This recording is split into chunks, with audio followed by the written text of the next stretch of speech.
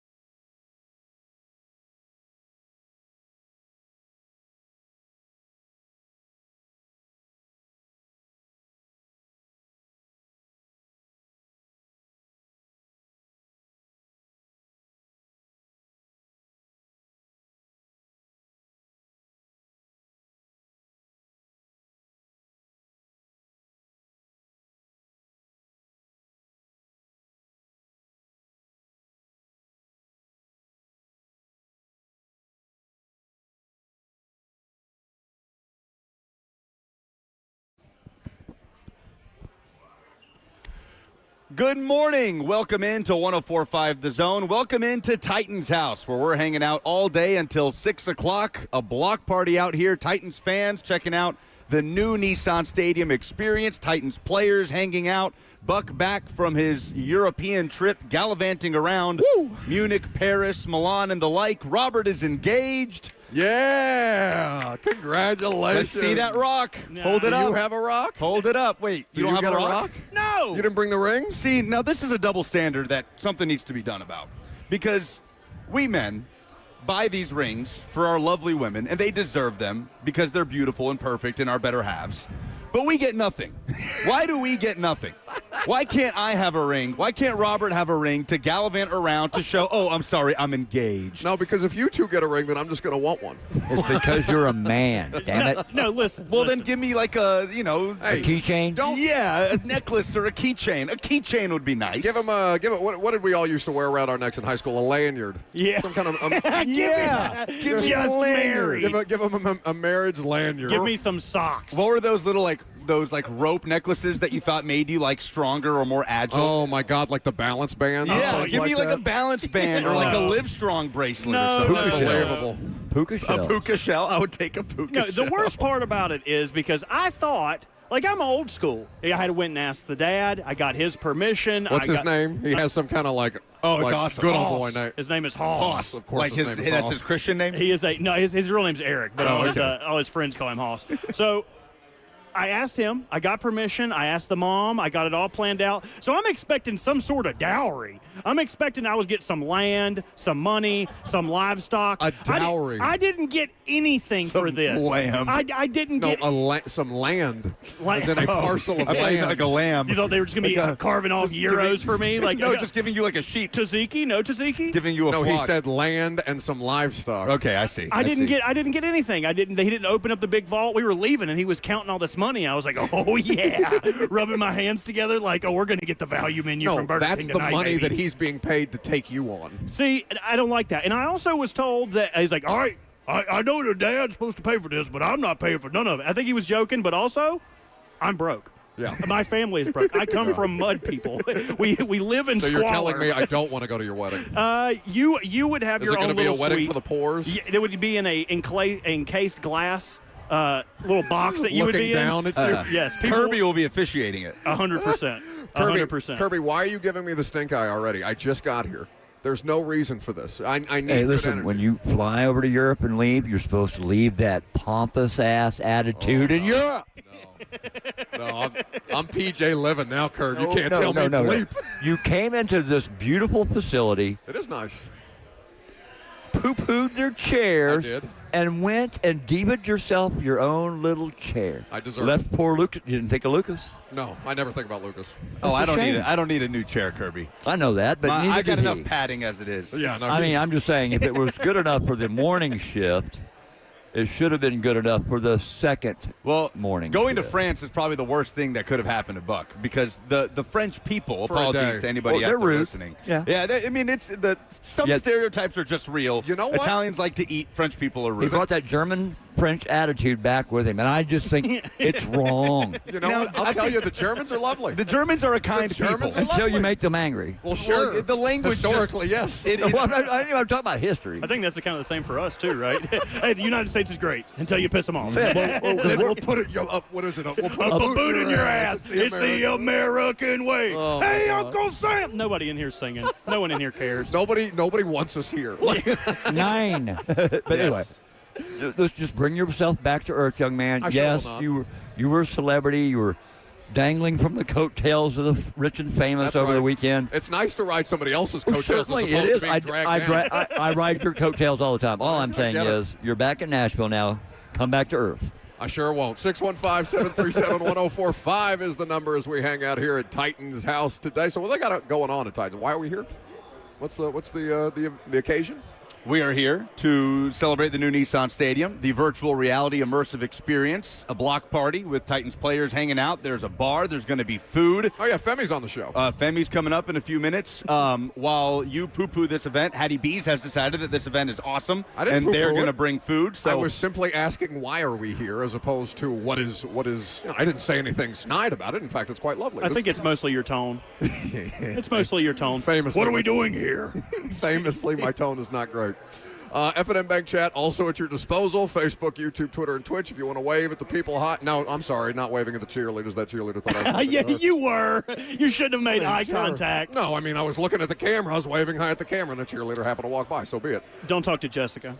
Is just why you're a married man now. I'm not married yet. She hasn't put a ring on my finger. I don't have anything. Yeah, I don't see no ring. No billboard to tell the world that I'm spoken for. No, I thought the song was No Broke Boys. What are you doing getting married then? Well, No response. nah, I don't have anything for that. I'm just a broke boy who found love. Not so fast. Well, we're very happy for you and Cheyenne. We're not quite as happy for Cheyenne as I wish I could have. But now I got her. Yeah, I know. Yeah. Now she's It's stuck. the implication. Now she's stuck. You can't go anywhere. Now she's stuck for life at this point. But we're very happy for Robert and Cheyenne. And we're happy to be on the air. We're happy that it's week 1. Bill Belichick. I'm happy he got his ass whipped Oh, last my night. goodness. That was a beatdown. That was glorious. Bill Belichick standing there because I thought it was over. They march right down the field. They go up 7-0. Thought it was over. They're getting explosive plays through the air, and I scored 1 touchdown. What do you mean you thought it was over? Well, it looked like it was going to be fun. I don't know. I was hoping that it was over because I put a lot of money on Bill Belichick to win and hit the under last night, and neither of those things happened. A drastic disappointment for Bill Belichick. I mean, you look at it and say, it's Bill Belichick. He's in college football. Everybody's picking him to win. Of course, he's going to bring UNC back to life. And then you're sitting there watching that blowout like, oh, yeah, they have 70 new players on their roster. So there's a lot of work to be done. We're going to talk about Bill Belichick throughout the course of the show. Femi Oladejo is set to join us next live and in person ahead of week 1 in Denver for the Titans. Why are you but driving? First, we do need to find out. I do want to know how your Europe trip went. Let's start with Germany. How was your German experience? No, I don't want to do that today. Just give me, come on. No, I don't want to do that. No, I don't want to give it to you if you want it. I only want to talk about it if you don't want to hear I just want to about know it. what the best food that you had. Oh, the best food that I had was wiener.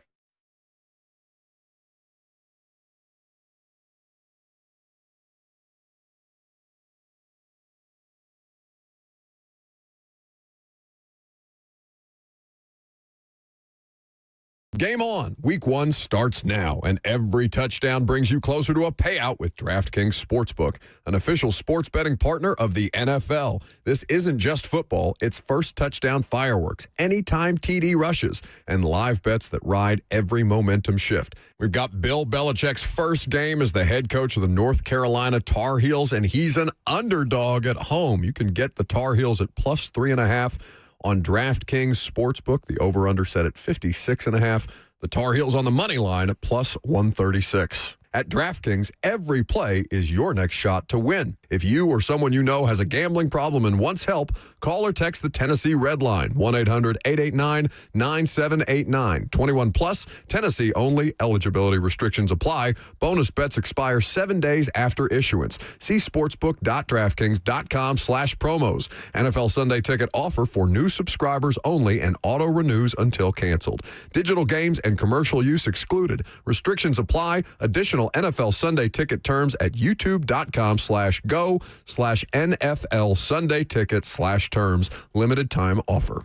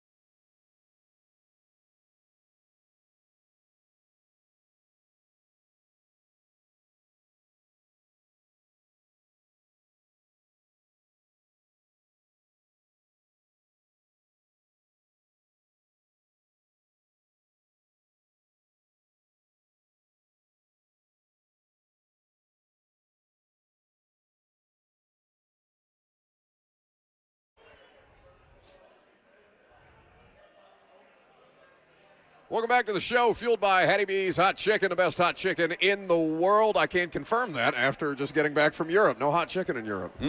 Disappointing. Unfortunate.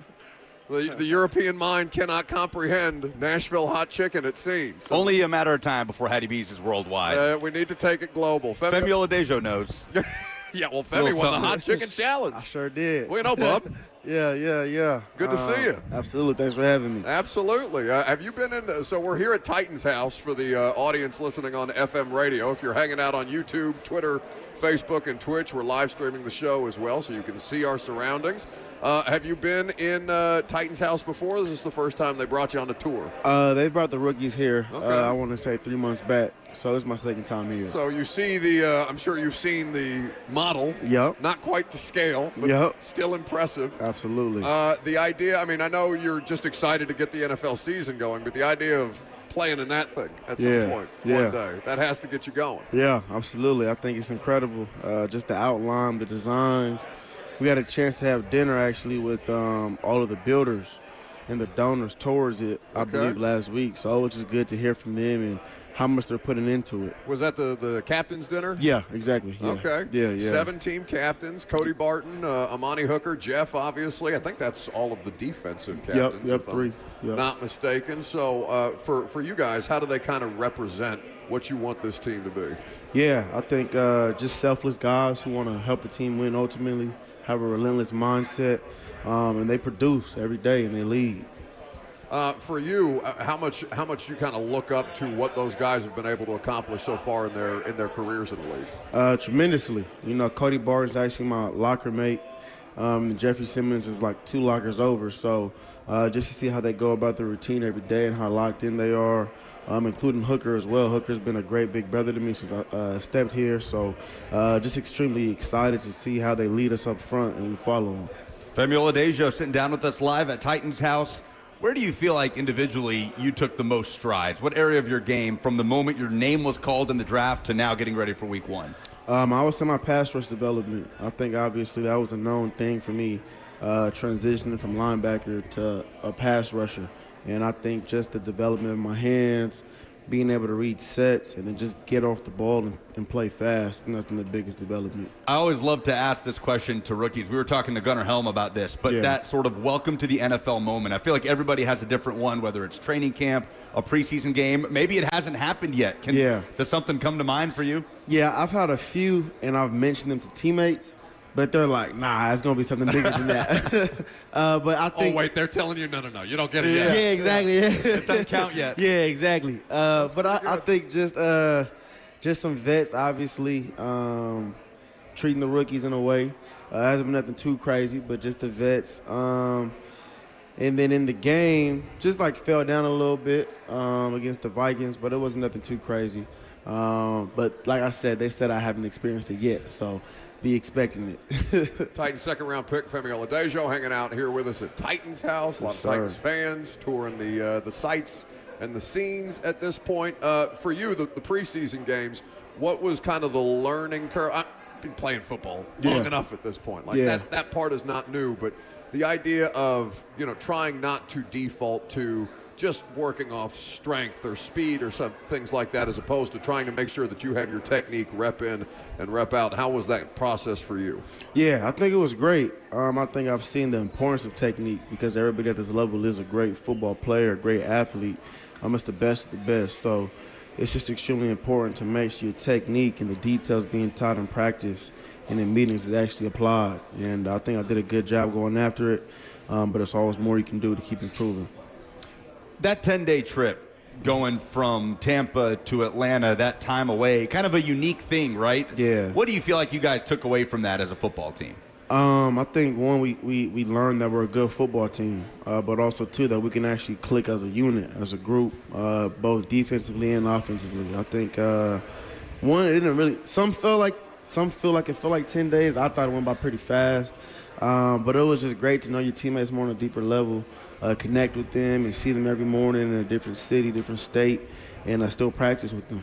How much more time did you spend with your fellow pass rushers, the outside linebacker group as a whole, Just how much more do you feel like you've gotten to know those guys on and off the field in that span? A lot. Definitely, everybody's individual go-tos and how they interact with each other. We had a chance to go get dinner a few times, and it was great. So I think we're a lot closer. Even in our meetings, we have a great vibe where we can laugh, be coachable, still learn, and still grow. That 10-day road trip between Tampa Bay and Atlanta for joint camp and things like that, by the time we all got to Atlanta, y'all had a talent show, if I'm not mistaken? Yeah, I think yep. Was it just the rookies? Because I saw Arden up there. Yeah, and Arden hadn't met a stage he doesn't like. Right. So it started off with just all the rookies. Yeah. And then if you wanted to, you could volunteer to go up there if you're a vet or not a rookie. Okay. And you'll get some points for your team. So did you have something planned out? Did you just get up there and do something on the fly? Like, what was Femi Oladejo's contribution to the talent show? Yeah, so it was everybody, you get to pick teammates essentially that are rookies. So the most you can have on one team is 3 rookies. Me and Cam decided to go together. Cam used to play the drums back in church as a kid. So oh, you're kidding?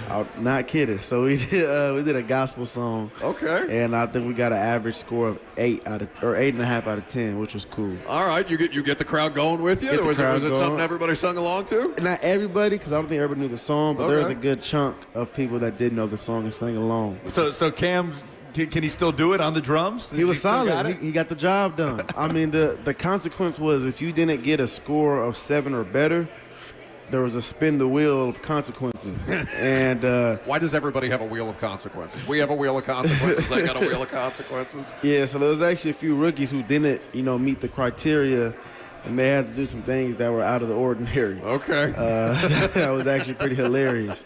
So, yeah. What's the funniest wheel of consequence punishment that you could share?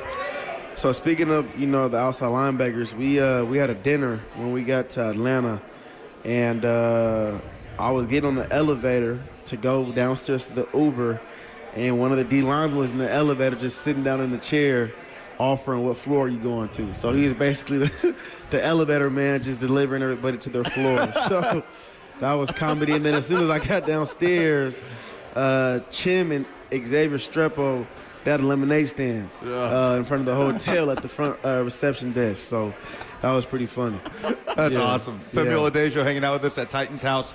So the Denver Broncos, week 1. You were talking about getting to check out the new Nissan Stadium experience, what it's going to be like to play in that stadium in a couple of years.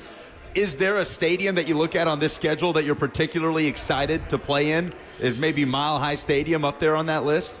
To be honest, I haven't really thought much about that. I know for me, just going back to Houston, that's going to be a big accomplishment in a sense, just because I actually used to live in Houston for a little bit, and my dad lives there, so very familiar with the city. Know a lot of people out there, have a lot of family. So I haven't thought too much about that question, but I know Houston comes to mind for sure. How much have you learned about the Denver Broncos here in these last couple of days? And how different is it this week compared to what you guys were doing in the preseason, getting ready for an opponent? Like, how many game planning reps, so to speak, are you able to get in preseason when things are a little more vanilla, right? And obviously, things don't mean as much with the final. Yeah, I think it's not too different. It's different in the sense of how much we're actually game planning. Because obviously in the preseason you have a group of 90 men who are trying to make a roster, so you're not giving them too much to play off of. You're just giving them the basics and just play fast. Now when it comes to an opponent, when it actually counts, you want to really make sure you have a game plan and everybody has their strategy of how to win. So it's been great. Been watching tape, been watching film, and we feel good. And obviously want to keep getting prepared all the way till Sunday. I want to get back to the Broncos here in just a second, but roster cut day is the first probably this is a different kind of environment. It's business. Moment that you and the rest of your fellow rookies or UDFAs have gone through. What was that kind of like to see that experience from, I guess, for lack of a better term, the outside looking in, understanding that you're in a good position being drafted by this team, but things change year after year, and you have to continue to make sure that you earn your spot on a 53 or really a 48 game day roster. Absolutely. Yeah, I think it's sobering, and it gives you perspective on how much rent is due every day. Yeah. It doesn't matter what your name is, where you come from, where you were drafted. Even I know a few cats that got drafted this year elsewhere and got cut still. Yeah. So just makes you put a perspective like, man, you can't take it for granted. You got to get it every day. So you talking to your boys around the league that got drafted in this year as well, just kind of touching base, or I imagine everybody's got their own thing going on. Yeah, just a little bit. There's been a few guys that I got to train with pre-draft process that we're still in touch, and just talking to them and hearing from them, and it's been good. We'll talk to you obviously before y'all go down to Houston, but that's going to be a unique moment for you, as you said. The idea of it not being a finish line type of situation, but at least a full circle thing to see where you started and how far you will have come by the time you get. That's week 4 on the road at Houston, if I'm not mistaken, right? How much are you looking forward to that in particular? I'm looking forward to it extremely, just a lot. Just again, like I said, I grew up there for a little bit. I wasn't born there, but I moved there when I was a kid, around 8 years old, due to my parents getting divorced. My dad moved there. I moved with him. I'll never forget. It was the day of my birthday. We started the road trip, and 3-day road trip, moved to Houston, lived there for about a year, went back to Sacramento, but then I would visit every year because my dad still lived there. So it's going to be extremely exciting. I had a 30 visit there earlier this year, so got a feel of their stadium already, but I'm excited. Your favorite thing on the menu at Mama Nympha's? Say it again? Mama Nympha's, the Mexican place down there. You guys ever go down there? That's where Coach Mack, you've met Coach Mack at this point, I'm sure. Coach Dave McGinnis, he's the radio broadcaster for you guys. Oh, I think I have, yeah. I think I have. Mack takes the entire Titans radio crew to Mama Nympha's every year. In Houston? In Houston. That's like his go-to. I can't believe you haven't I haven't heard of it. Maybe that's for the tourists, not for the locals. Right. Where's the Mexican food better, California or Houston? Oh, that's a great question. Cali. That's easy. Yeah. That's easy if you ask me. But yeah. Femi Oladejo hanging out here with us at Titans House on 104.5 The Zone. So I'm so fascinated by you guys, that pass rushing group specifically, what you're watching for after 3 preseason games, all the tape that you have from joint practices where you're playing each other, because for the average fan, it's about when they're quote-unquote evaluating pass rush, did they get home, right? Did they sack the quarterback? Right. What more are you watching for when you're trying to kind of tally your improvement and the things that you want to hone in on the following week? After, say, the preseason game against Atlanta, what are you watching for when you're watching yourself? Yeah, I think my hands, my hips, am I collapsing the pocket? Am I playing with length? Am I getting pressure on the quarterback? I think a lot of people don't understand that a sack isn't always the biggest victory. Sometimes it's the pressure. Say that louder for him, please. I've been trying to tell him. It's moving the quarterback off the pocket or into the pocket and making them scramble and things of that nature. So just really making sure we rush as a group. We have a saying this year, 4 equals 1. So all 4 of us stand on rush lanes. That's one group rushing the passer. Ben Bloom is an interesting guy to get to know, at least from our standpoint. What's been like in the meetings with you guys, and what do you like about the style and what you've been able to learn from him throughout the course of the last couple of months? Well, one, Coach Bloom is just a great guy in general, compassionate, but also ferocious. But I think most importantly, he's extremely smart. He knows the game of football. He knows the pass rush standpoint, the playbook, what we need to do to be in position to make plays. But just a great coach in general. He wants to see his players win, very passionate, and I love him a lot. Yeah, it's. I don't think I've ever seen the man without a zin in his mouth. He got those coffee-flavored zins. It's coffee-flavored? I'm telling you, he tried to give me one in Houston last year. A couple years ago. I was like, that seems like a nightmare type of situation. I'd start to get the shakes. With Denard, though, and the way that he's kind of managed things for you guys, he's talked to us in press conference settings about, for you and other rookies, other young guys, or new guys coming to the team, there's no kind of slow trickle type of situation. We're just going to throw everything at you and see how it goes. So what's been the thing that you've had to fine-tune more than anything else as far as how much they're giving you versus what has come more naturally? Yeah, well, I think the cool thing about football is, like, there's only so much that you can do. Yeah. So a lot of the plays, they're all the same concepts. It might just be a slight switch. So you just have to make sure you study those things so when it is thrown at you, you know what you're doing. I firmly believe if you're a smart football player, you have IQ, and you study, you shouldn't struggle too much. But I think Coach Denard's done a great job of teaching us all as a defense collectively, putting us in the right position. We're here at Titans House. A lot of Titans fans taking in the sights and sounds of the new Nissan Stadium, or what will be the new Nissan Stadium. Femi Oladejo hanging out here with us. Y'all haven't got the full experience yet, but you did get a home preseason game. Yep. What was the environment like for you? Honestly, I thought it was great. Yeah. It's funny because during warm-ups, I was like, oh, it's going to be really light today. Yeah, preseason. And I guess they don't let the fans in until after we're done warming up. So it looked like it was maybe like 4,000 in attendance. And I'm like, oh, well, it is what it is. And then we have to bring your own juice tonight. Right. And then I come out of the tunnel for obviously the real game, and it was a lot more packed than I expected. So I think that's just a great preview of what it's going to be. It's, obviously you guys are focused on football, which is the main thing, but I wonder how much you feel the level of excitement that the city and the fan base has for your draft class specifically. Not just Cam, obviously a quarterback is going to generate a lot of excitement. And there's pressure in these jobs no matter what you do, whether there's expectations or not. But have you kind of been cognizant of the fact that there's a lot of people putting a lot of hope and excitement in the idea of you guys as a whole? Yeah, 100%. You can feel it. I mean, when I'm out in public, meet people that recognize me, and you're going to be good this year. And you can just feel like people are really putting hope in this team. So to me, it's a privilege. I always say pressure is a privilege. So it's an opportunity for us to truly just go out there and play our best brand of football and put on for the city. There's been a lot of confidence kind of built up throughout the course of camp in the offensive line group so far. I think from the fan base, obviously that's a unit that's had its struggles in the last few years here, but year 2 under Bill Callahan, a group that you're going up against a lot in practice. What have you made so far of the new parts and pieces and the way that they've gelled as you've gone head-to-head with them? Yeah, I think they do a great job of working as a unit. Competing, which obviously gets us both better, and they just gel together. I think obviously with Cam at the head of the quarterback position, he does a great job of pushing them, but also showing like they want to protect him. You can tell it's a great unison. So I think that's extremely important, and it's going to help us overall as a team. Now, we've got a game of Oladejo go or Oladejo no that we played during training camp. I remember. But before we get to this crap again. He said, I remember. This crap again. Yeah, I know, boys.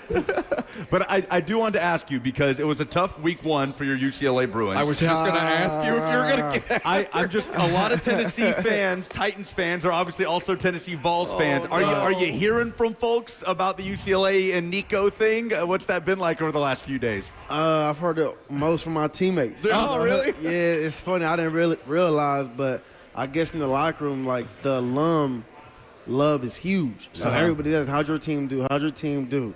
And everybody spoke to me. It was like, dang. Oh, you weren't ready for that. They were coming up being like, what happened to your boys? Exactly. Out of nowhere, I'm like, dang, everybody pays attention, huh? So who would that be? Are you hearing it from Morgan Cox? It's got to be the SEC guys. Well, your new teammate, Shy Tuttle, is a Tennessee Vol, too. Is it those guys? Shy spoke a little bit, but it's just a mix of everybody, because everybody's rooting for their team. Yeah. So Arden, T-Sweat, Jeff Simmons, Kevin Winston. Oh, I bet Sweat was getting it bad. So was getting it bad and beat. He was getting it bad and beat. So it's been a lot of fun and comedy. But speaking to that, I'm sure we'll bounce back. Well, you want to fire up this game so Femi can I don't know. get it over with? Ross played the wrong DraftKings spot earlier. We're going to have the right music? We're going to ditch the game show music and just go straight up with the questions. Okay. Oladejo go, meaning yes, or Oladejo no. Okay. Bill Belichick will be a better college football coach than Deion Sanders. Ooh, that's a good question. Did you catch that one last night? I did catch it. If we going based off that game, that's an Oladejo no. Not looking good. But it's funny. I was questioning. I was talking to someone. I'm still surprised he took that job. I'm still very surprised he took that job. But I'll say Oladejo. Well, I was just going to ask, why are you surprised? I mean, you would think, he was in the NFL for ages. Won 6 Super Bowls. Yeah, well, 8 if you count the as assistants. Yeah, I mean 8. I mean 6 as a head coach. Yeah, you would think he calls it quits. Yeah, but then he goes down to take some teenage boys from the age of 18 to 21. 70 new players on that roster, though, Femi. Like, and in NIL world, like knowing Bill Belichick, from when you hear about him, he's very strict, hardcore, but. Hey, I guess people change. It's going to be a brave new world based on last night. And, like, Deion got those boys up. Caden Salter looked nice. Yeah, they lost, though. Yeah, So both of them 0-1. But yeah, Caden still. Salter's a talented quarterback. Oladejo or Oladejo with Titans outside linebacker Femi Oladejo. Pre-game superstitions. Where are you on that? No. I think I'm more of a fill it out topic. I have a routine, obviously, but not super superstitious in terms of same music. Same way I go to the same, like, I play ball. I play ball, but obviously. Let me go out there and hit somebody. Yeah, right. So, yeah. All right. Oladejo or Oladejo, moon landing was fake. What? This is serious stuff. Shut up. But what you got? No, I didn't ask you. He's more important than you are. Hell no. What are you trying to get at? What are you trying to do? Some tinfoil? You got a conspiracy theory you're trying to share? I'm just floating it out trying to there. get fake news out on the air today? Nope. Just trying to get some thoughts here. AI might make it real nowadays. Listen, But Femi, I'm telling you, the amount of stuff that I don't know is real or fake on the internet. Like crazy. I don't know if I'm just like, this is just going to be the rest of my life. Like I'm just going to get got by things at every turn. It's, Right. It's terrible. So we're going Oladejo. Oladejo, Moon no. fake. All right. Is the moon landing fake? International games. Oh. Where do you stand? I mean, college football games are being played in Dublin.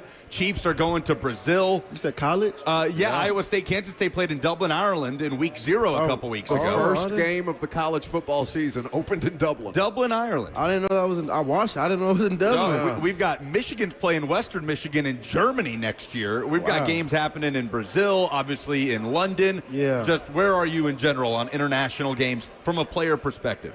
I'm on Oladejo. All right. I'm on Oladejo. Now, I've heard it's difficult because you have such a short week and the travel's crazy, and especially if you lose, you come back. That's a long flight of a long L. Getting right back on that plane after you leave the stadium, you get on the jet, you go right home for 8 hours. That's a tough one. I've heard even longer. Some Yeah. flights is like 13. But Jet lag.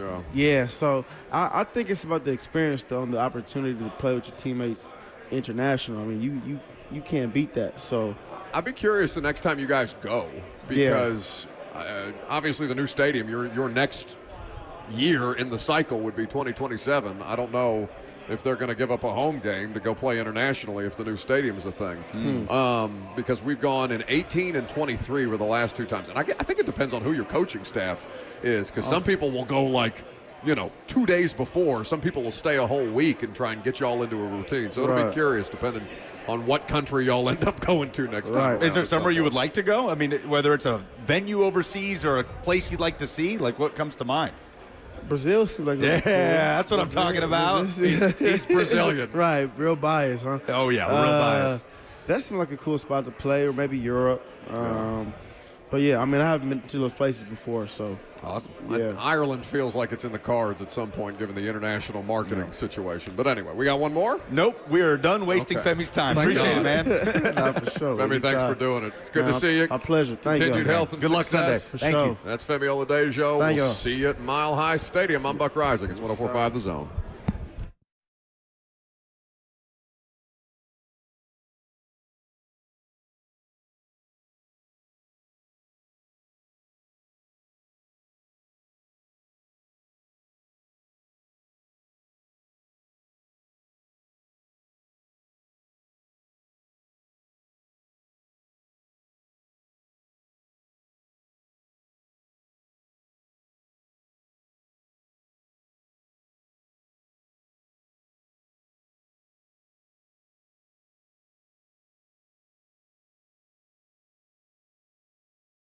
Game on. Week 1 starts now, and every touchdown brings you closer to a payout with DraftKings Sportsbook, an official sports betting partner of the NFL. This isn't just football. It's first touchdown fireworks, anytime TD rushes, and live bets that ride every momentum shift. No better way to get started than the defending Super Bowl champion Philadelphia Eagles as 7-point home favorites against the Dallas Cowboys. Minus 310 on the money line if you're betting Philadelphia over over-under on DraftKings Sportsbook 46.5. If you or someone you know has a gambling problem and wants help, call or text the Tennessee Red Line, 1-800-889-9789. 21 plus, Tennessee only. Eligibility restrictions apply. Bonus bets expire 7 days after issuance. See sportsbook.draftkings.com/promos. NFL Sunday Ticket offer for new subscribers only and auto renews until canceled. Digital games and commercial use excluded. Restrictions apply. Additional NFL Sunday Ticket terms at youtube.com/go/NFL Sunday Ticket/terms. Limited time offer.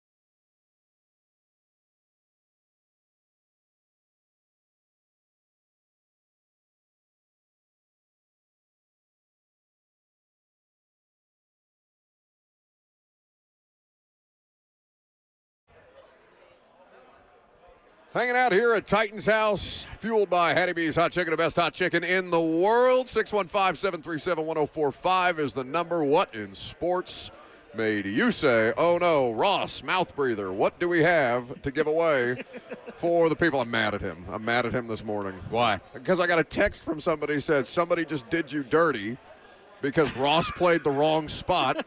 It was UNC plus 3.5.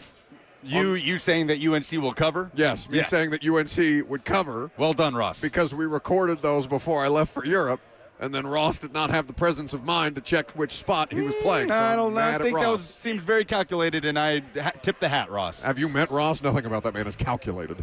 Just wanted to make sure that people were able to hear your horrible pick for UNC TCU. If you'd like to lose money this season, follow Buck's picks on DraftKings. Well, if it makes you feel any better, I also lost money last night because I bet UNC money line, I bet the under, and neither of those things happened. Ross, what do we have to give away for what made people say, oh no, in sports this week? Yes, we have 2 tickets to see Eric Clapton on Monday, September the 8th at Bridgestone Arena, plus a $100 A Moment's Peace Salon and Day Spa gift card. I want that gift card. You want the gift card? I'll take the tickets and you take the gift card. Oh, easy. Wrap it up. All right. Great show, everybody. 615-737-1045. That's next Monday, right? I might buy those. Next Monday. Those Clapton baby, tickets. I love You guys want to go to Clapton? Maybe the best live version of a song. Ooh, Baby, I Love Your Way live by Eric Clapton. That would be cool. So if you want those tickets and that gift card, 615-737-1045 is the number. This damn flaming thumbtack keeps hitting me in the head. I keep leaning back. I wish we were on Zone TV. Pissing me Lucas, off. Oh, I smashed my head on it. Lucas threw that ass down I in am that in chair. concussion protocol.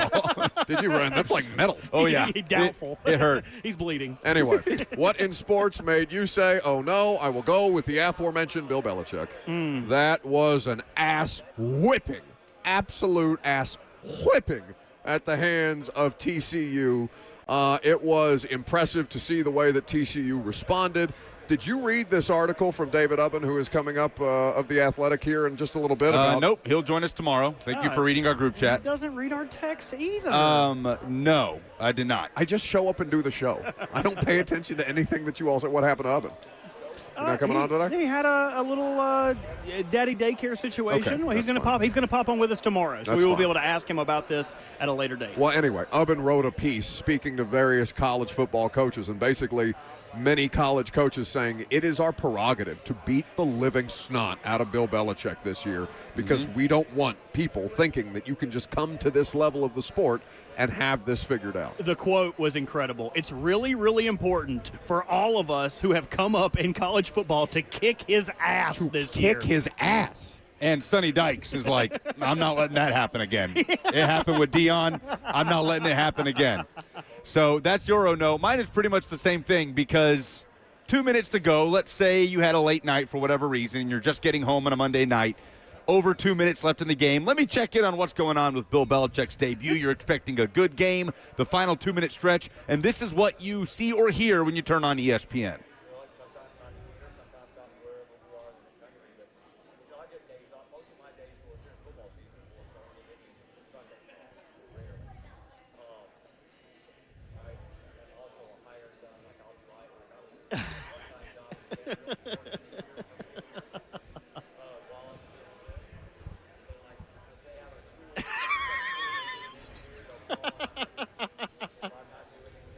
Oh, my God. Yeah, it sounds like me after I went up some stairs. That is Kirk Herbstreit's dog, Peter, on a headset in the last 2 minutes of the game. Brett Kern's in that in Titans house. Hey, what up, Bubba? What's going on? We were just talking about bad picks. Brett, our Friday picks, or at least my Friday picks, did not do well this weekend. Absolutely terrible. But, yes, the game being so bad last night that they put Kirk's dog on headset to try and fill the broadcast at the end of the game is what made me say, oh, no, in sports. So the hot mic moment was him just saying they're really bad, right? No. Okay, so they came back from break, and you could hear Kurt. It sounded like he was saying something really bad. Everybody hopped on because it sounded like he was saying they're really bad, talking about UNC. If you listen to it, he's saying you're bad, and he was talking to his spotter, who apparently cracked some joke during the break. And Kirk was like, "Oh, you're bad. Oh, you're bad. Yeah, I know. You're bad. You're so bad. You better stop it. And it got picked up right before Reese brought it back. People were jumping on Kirk Herbstreit. He has defended himself on social media. Other people that were in the booth are, Where's the spotter stepping in, this? saying that, no, I can corroborate. I don't know. But If Ross ever actually wanted to get back at us, he would hot mic us. Oh, yeah. Lord. Because God knows we say some heinous stuff during Oh, the commercial Lord. break. Thanks for the idea. Again, telling that you couldn't come up with that on your own. What's your own no? I love that we all are going to this game. My oh no is after the game. Have you guys seen the press conference setup for Bill Belichick? It is identical. It is identical to the balloons behind the Titans house setup. No, over because here. they were. Stop It it. is the exact same. The exact same, down to the starry balloons, like the Moravian star, whatever you want to call that shape, the light blue balloons. Stop it. They thought he was going to win that game, and no one had the presence of mind take it to down. take it down and just have the UNC backdrop. mwah. So Bill Chef's did kiss. a 7-minute post game. To where I'm sure there were many more questions than 7 minutes. Yeah. And I think there is one person to blame where Jordan was like, I want to help. She was essentially the man in a marriage where it was like, honey, give me a song to play. It was like, honey, dress up my post-game press conference shot. Jordan. Jordan. Jordan. We are Jordan your ass. We are going to be watching every post-game press conference to see what kind of balloons, bring Ramsey in there. Bring the mascot. Let him do the post-game That was with him. 100% her idea. 100%. Oh, my God. I love that so much. I love that we all went to yeah, everybody went Bill Belichick. All right, let's go to the phone. Ross, who's up first? We have Jim up first. Jim, what do you got?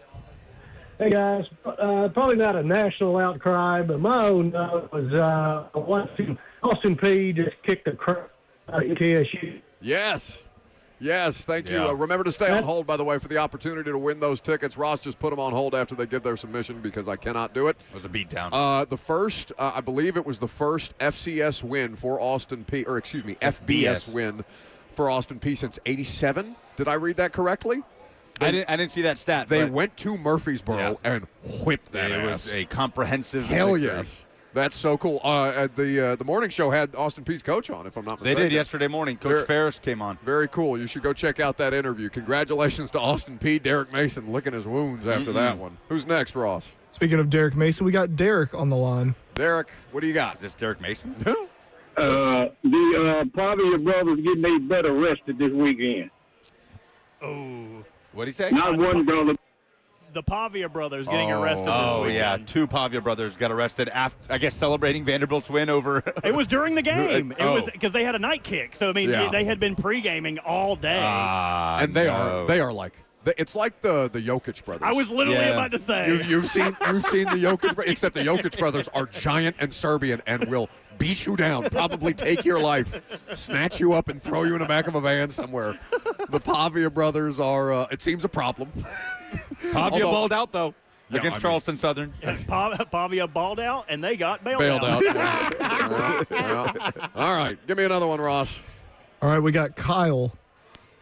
What you got, Kyle? What's going on, boys? I got Lando Norris. He went into the Dutch Grand Prix 9 points behind Oscar Piastri in the Drivers' Championship. 7 laps to go. This man's running second, catching up to Piastri. Blows an engine, does not finish the race, loses a whole 25 points. Oh, my God. And their teammates, too. He and Piastri. They've been neck and neck for the World Whoa. Championship all year for McLaren. Teammates, crazy dynamic, and Oscar Piastri is going to win the championship in F1. I like it, Kyle. Squeeze one more in there for me, Ross. Who you got? KJ. Go ahead, KJ. Good morning, guys.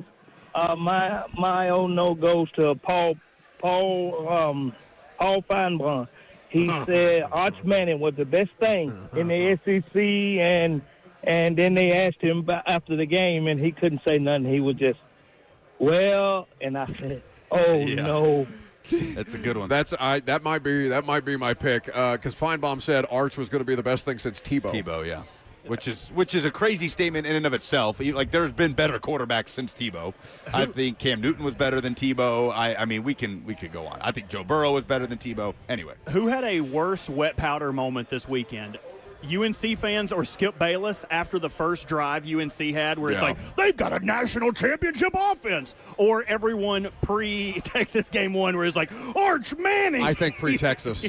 I honest to God think pre-Texas because Skip is taking victory laps like he gave Jerry Jones the idea to trade Micah Parsons. Yeah. With a, 45-minute Twitter video. It's like, I'm sorry, Skip. I don't even watch your show. No. Why would I watch your Twitter video? I don't have time. So who gets the tickets? I would say KJ? I would say KJ. All right, let's give it to KJ. Feinbaum having to eaten it is pretty good. Did you see Good Brian, calls, though. Good Brian calls. Kelly rough him up on his own show? Brian Kelly was on Feinbaum yesterday? Yeah. He said, I've been on here after taking a loss. You took a loss this weekend or something like that. Nice of you to show up after a Nice loss. of you to Paul. show up after a loss. Yeah, it was good stuff from Brian Kelly. Speaking of LSU, did y'all see the LSU fan that got slammed Yes. against the wall? Yeah, he was double middle fingers in the face of a Clemson fan after I guess the game was at Clemson. Yep. And double middle fingers in the face of a Clemson fan at the very, very top of the stadium. This Clemson fan looks like a 45-year-old man. It's a college kid giving the dude double birds. The 45-year-old man grabs the kid by the throat and throws him up against the top Just of the stadium. dummied him. It was a bleep around and find out moment. Whipped his lot of ass so whippings. the LSU guy is who choked out the other guy? No, or he the got choked LSU out? fan, Oh, okay. as they're beating the Clemson, Yeah. double I gotcha. birds. Well, yeah. he's 1-0. Who's the real winner? All right, KJ, you're going to Clapton. Good calls. We've got Titans coordinators at the podium in a few minutes. Coming up next, I'm Buck Rising. It's 104.5 The Zone.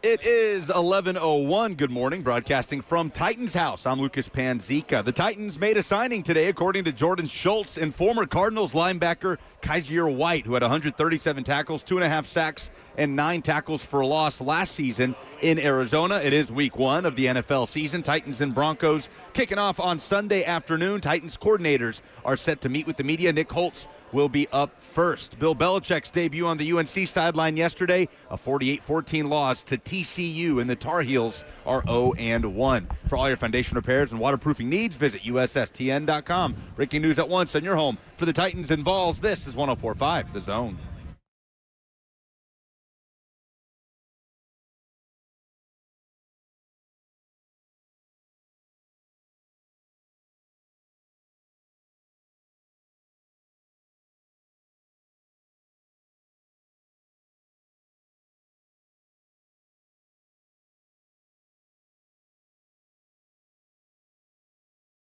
Drills and who's to do what, and kind of as they learn each other.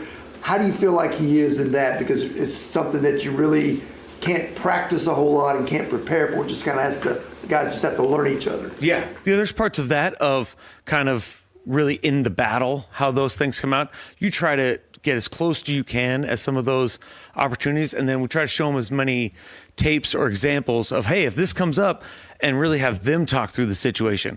You know, Cam can sit there with them. All right, you break the pocket here to the left. You know, maybe there's a good example of a quarterback doing that. All right, receiver, you think you're going to go. I'm going to work back to the sideline. I'm going to break deep. I'm going to work up and come back because I see another guy. And really have those guys go through the mental process of it is probably the best way to get some of those unscouted, unscripted things repped. But, you know, there is no replacement for doing it either, you know, in the game. And we got a young offense in a lot of spots, and there'll be some growing pains and some experiences that are gained each play. Is your game plan wrapped? Is it in Cam's hands, or are you guys still working? No, we're still working. So he's got a handful of stuff already. So he's probably got, I would say, 65 to 70% of it right now. And then we'll just kind of keep putting more in as we go. So he's probably about a day and a half ahead of where we would be if it was just played on Sunday and gone through right now. You guys big emphasis on third downs and red zones, obviously with Cam. How do you feel like he progressed in those particular areas? I feel like he got better. You know, the third down defense, especially, you know, in the NFL is a kind of a whole different animal with all the protection adjustments that you try to take off his plate, but there's always still some that are unavoidable. But seeing the different coverages of really everything's going to look the same out of the shell on third down and how they're matching, how they're deploying, how you can give them an indicator one way or another. So just trying to give them those little cheats. But there's, you know, especially as the preseason went on and the training camp went on, going against our defense, he's got a lot better at those, and hope that carries over. Now that you guys are game planning, what's the coaching staff's philosophy on making sure you press easy buttons for a guy in his first couple of NFL starts, and you know, balancing trying to set him up for success versus being willing to hand him the keys and let him do what you drafted him to do? Like you said, there's a balance. I think if there was a ton of easy buttons, you know what I mean, you would just kind of take those the whole game. There's a handful of things that we think we can get him some free completions and things like that. The Denver defense is interesting because they're so matchy. You know, it's whether it's zone defense, they're still matching everything. So there's not just kind of free runners in the flats and things like that where you say, hey, look downfield and just throw it in the flat and get yourself 3 yards. Those really don't totally exist against this defense. So you want to handle those things of the easy buttons, but we really want to do things that he has a lot of muscle memory on, core concepts, things that he's done throughout his career that regardless of the coverage they get, he can adjust and he knows where he wants to go with the ball. With that matching the way that they do, the pressure that they allow, it allows them to do that. When you look at that team and all the blitzes, like how do you go about attacking that and pulling some of the success that Cam had in Miami to here? Yeah, you know, the match coverage all really does play out like man, and like you said, the pass rush is really where you're allowed to play that kind of match coverage. They do such a good job, whether it's bringing 4 rushers or 5 rushers with Benito, Cooper on the other side, and then Allen inside. They really kind of give you those hard matchups. You know, you can't max protect everybody and all the time and then still have all these match coverage guys. So we're really going to try to push some guys down the field a little bit and see how much we can kind of shake loose on those. I guess is the best way to answer that, but it does. And look at, because he had success. I think it was like second in passes, completed, touchdowns, rushing touchdown. Do you go back and look at some of those and say, hey, For we sure. gotta pull But then he's got a bunch of also reps of really stuff we did against Atlanta in the joint practices, Tampa when they were trying to play some of their stuff with the pass rush, that they have. So really we're trying to take a little bit of everything and trying to make sure we give him the best, if we get 14 third downs, give him the best things that he's got comfort with, that he's got experience with throughout his career. If you sell out to stop Calvin, what do you envision being among the counter moves to that? I think, you got to move Calvin around, first of all. I think we'll move him around different formations, which we really got to at different points last year. And then those other guys, they got to make plays versus man and match coverage, right? It's going to be you got to win your one-on-one matchups, and it could be all those receivers. I think they'll all be up. The tight ends are going to be up. The backs are going to be up. And, if they're taking two guys to really take away one guy, the other guy's got to win. The numbers are in our favor to win those other matchups if they're taking two for the other guys. You talk about everybody being on the same page about what the scheme is supposed to look like, what the offense is supposed to look like. Is the vision different this year than it was last year? Is it the same idea, just better equipped to execute it, or is there different ideas at play? Both, I would say. I think it's a better idea of some of the things we wanted to do last year. And then I think we've now learned from ourselves, watching ourselves scout, things like that. Hey, we thought we were going to be good at this, and we weren't. Or we weren't, hey, maybe we didn't think we were great at this, and we actually were. So now there's probably just a clear idea of who we are, and probably just less than it was. You know what I mean? I think if that answers the question, probably less different schemes, less gray area of some of hey, this play might be good against this. We know kind of now what we like against what the quarterback sees better, what our players execute better, and I think that's where that comes in. Like how maybe Tony handled the ramp-up process for the season, and we have to maybe get Julius or some other guys work to kind of keep him from having to do too much right out of the gate. Yeah, I think remember last year where once Tajay got hurt, Tony got that huge, kind of bulk of the carries, and I do think he wore down with it. And, he ended up getting the ankle at the end, and he just ended up taking a lot of hits. So we got to get Julius ready to go, Khalil's ready to go, and get those guys ready to take some of it off him. It's at altitude, and it's going to be warm, so we really don't want to, just wear Tony out as early as you can, but at the same time, he's going to be ready to go. And I think he's really handled the ramp up well. He played a little bit early in the preseason, then we took him out for those last two games, but you saw against Atlanta, he took a lion's share of the reps and in practice, and then he's kind of really taken the lion's share as we've gone forward. This is from Teresa. She's at a dentist appointment. Sorry. You guys aren't really in this situation, but she wants to know, what are some of the challenges of trying to develop a number 3 quarterback? Some are on rosters, some are on practice squads. What are the challenges of trying to develop a guy who's not getting a lot of reps? Yeah, especially once you're in the season, the reps are almost minimal, right? You might get a handful, 2 or 3 here or there in a week.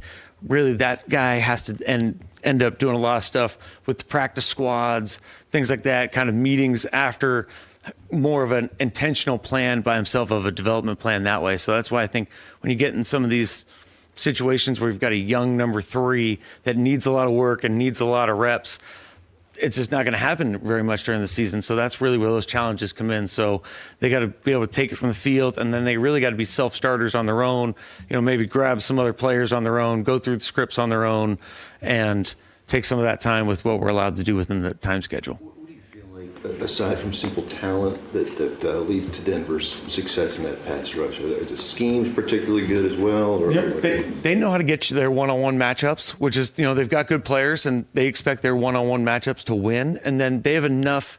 Vance has had a long history as a D coordinator, and he's always kind of gone everywhere and put in a handful of different wrinkles of something. He came from Cincinnati, and when he went to Miami, he took some of the stuff that was in Miami, and then he goes to Denver and he takes some of the Fangio stuff, and they've kind of always kind of taken some of the good stuff that the defense has done before.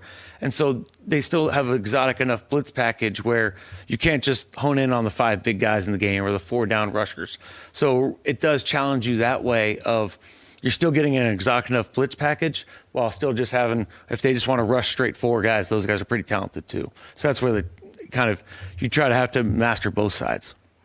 important with their ability to blitz? How important are the hot reads this week in terms of just having safety blankets and just a place to go with the ball when you're under duress? Absolutely. You always want to have, especially on first and second down, those getting the no negative plays on first and second down, right? So if we're going to drop back and throw, you got to have your answers into, whether the hot reads are. And then, on third down, if they end up doing those pressures and we don't have the protection correct and we are hot, those guys got to probably catch it underneath the sticks and run for the first down. So that's where it does become a challenge. And sometimes with an aggressive quarterback, it can, they want to hold on to it a little longer, even though they're hot, because they want to throw it past the sticks on the first down. They got to put the ball in play. Sometimes the defense has a good call, better call than the offense, and we got to manage that the best we can. How do protection calls work between Lloyd or Corey and Cam? So, we kind of go up whatever the protection call is in the huddle, right? We start with that, and then either way, whether it's quarterback to center or center to quarterback, somebody sees something, they kind of can override each other, right? Hey, I want to do this. Nope, I want to do this. And then the quarterback always has the final say of how he wants to go. So do it. Appreciate Awesome. that. Thanks, guys.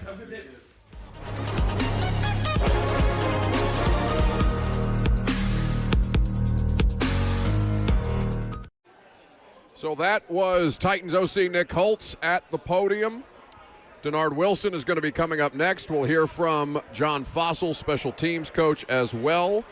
Probably the best thing in there was the discussion around how to manage Calvin Ridley's situation, because we understand that defenses, including week 1 in Denver, are going to hyper-focus on Calvin Ridley. He is by far and away their most effective offensive weapon. He is the biggest threat that the Titans have on that side of the ball, and that is going to be a huge test for these young fourth-round pass catchers, whether it be Ironman or DK Helm. The Ironman, we expect to get the biggest target share out of those three. But somebody is going to have to emerge in this year's passing game, and I don't want to rely on Van Jefferson if I'm a Titans fan, respectfully. Yeah, if all we know about the Titans' passing attack, like the only thing we feel like we know is that the connection between Cam and Calvin is very much there, and it was consistent throughout camp.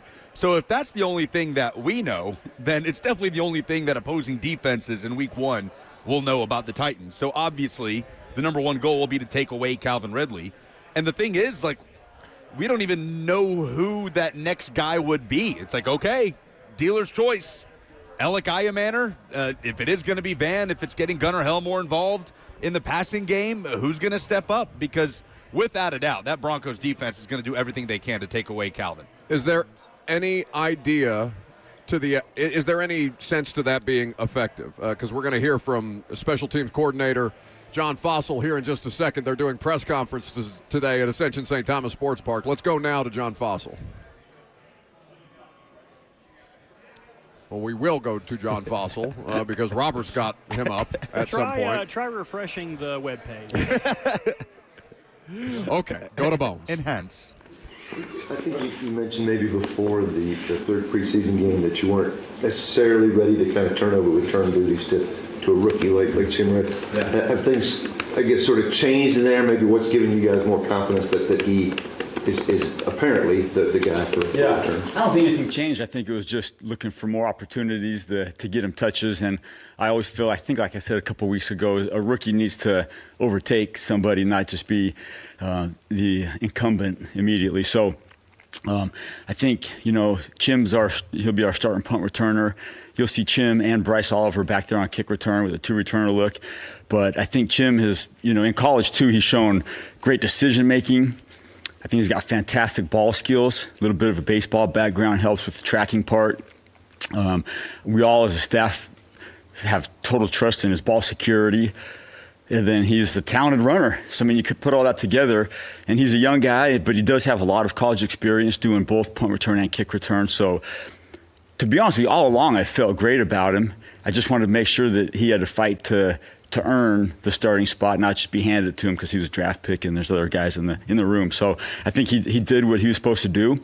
He won the job, and I'm really excited about what he's going to do for us. From the fan perspective, they just haven't seen him do it. Can you kind of talk to how much work he got in practice over the past couple of weeks, and what gives you confidence specifically about seeing him in practice handle that responsibility? Yeah, so in the games, it didn't feel like we had a lot of opportunities.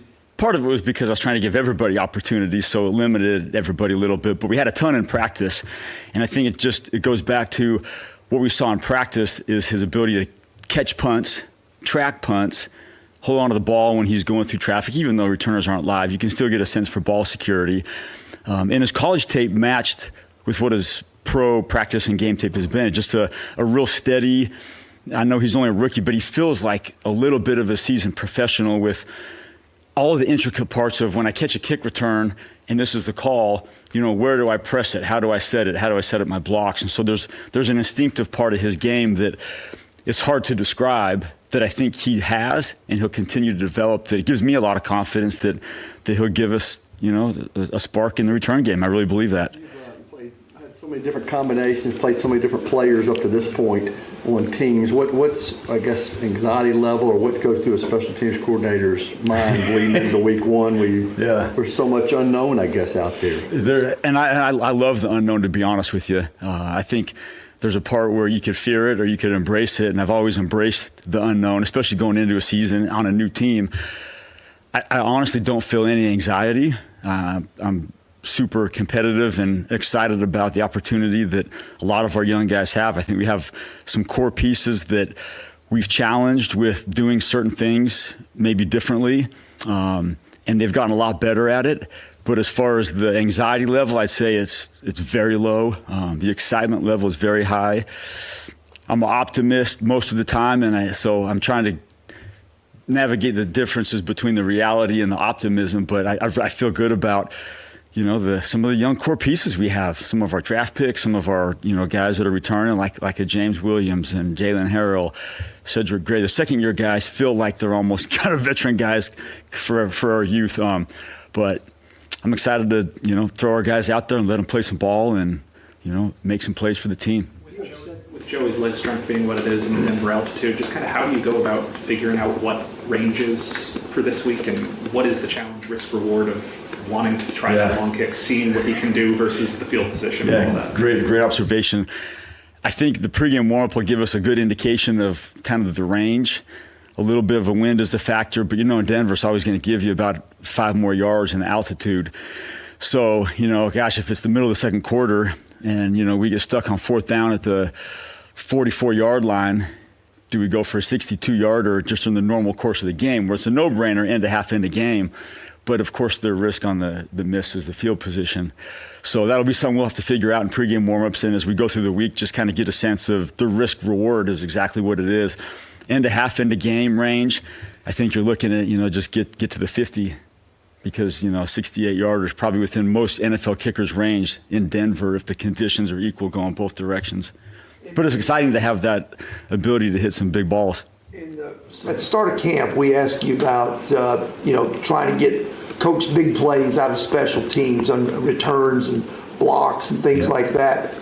You feel like this group is advanced to the point where they're capable of maybe making some game-changing plays? I mean, I think so, but we got to do it. And something we've talked about a lot, and I think it's really important, and I'm kind of telling myself too as a play caller, is don't ever manufacture a big play. Players, coaches, don't ever force a big play. They'll come if you just stick to the game plan and not try to make anything up on the run. I think we talked about a little bit of the kick return, where the schematics you're going to see us do a little bit of the Barry Sanders. It's the 4-yard run, it's the 6-yard run, it's the 2-yard run, it's the no-yard run, and it's the 75-yard run. And so we're kind of, just keep hitting it, just keep hitting it, and just keep hitting it, and don't force it. And one of the times, 2 of the times, 3 times, it's going to pop for us. So you'll see me not manufacture forced calls. You'll see our players hopefully not manufacture forced plays. But over the course of 17 games, they're going to come. And then we got to take advantage of it when they do, and we got to negate any opponent opportunities for big plays too. So there's the yin and the yang on the rush and return side versus the protect and cover side. On the flip side of that, are mistakes more prevalent in week one, and do you have to avoid Like last year, they fumbled the kickoff that led immediately to a touchdown. Do you have to avoid the catastrophic on special teams in week one with so much, Nick? Yeah, it's a great call. I think you always try to avoid it, but it feels like at the start of the season when in the preseason you don't get real looks. And then in practice you try to give the most real look as possible, but you can never simulate what it's like in a game. So for every team, whether it's punt protection, kickoff cover, blocking on punt return at high speeds, and the returner's live and there's a point of attack now involved, there's the potential for everything. Dramatic, incredible, catastrophic. And so for sure we try to avoid the catastrophes and we try to capitalize on the plays that are there. But I think not only special teams, but tackling's probably poor the first couple weeks. Ball security potentially is poor. And you see as the season goes on, players develop and get into game mode and tackling mode and, finish mode when the returners are live. And I feel like we're going to be good early and we're going to get better as the season goes. So hopefully whatever our good is in week one, we'll look back and say that was probably our worst when we're looking at it from a Week 17 perspective, as long as no catastrophe happens. Punt coverage, I think you said, was especially intricate, your style. Yep. How plugged in were these guys to it, and now your frontliners, how much maybe learning is there through this practice week? Yeah, that's good stuff. I think the whole way through, the biggest thing I can say about our players, again, is that I'm most proud of is their eagerness to learn and work. And I think that's probably the staple of what I've learned and that we've maybe grown as the special teams culture here is just the eagerness and the work. And even though maybe there's been bits and pieces of, multiple personnel throughout the preseason, we've kind of started to get into the positions we play and knowing who my partner is from a punt cover perspective, because we said it's built off of chemistry, and it absolutely is built off of chemistry for us covering punts. So for the last week or two, we've kind of had a good idea who it's going to be, and they've kind of started to hone in on that position. And the more we do it, the better we're going to get. But I'm very confident we'll be very ready for a real game, this Sunday. But it's been really cool to see their progression with a lot of things that we've challenged them with, whether it's, getting our hands on guys and being aggressive in the return game, which has cost us a little bit in the preseason. But I think over the long run, it's going to pay dividends. And then just the chemistry part of our kickoff cover and especially punt cover, I think is going to continue to get a lot better. But I think it's still going to be super good enough for week one. Quick follow on that. How dangerous is it? Sorry. How dangerous is it? The press conference will continue, but we want to catch all of Denard Wilson, Titans defensive coordinator, so we'll do that coming up next.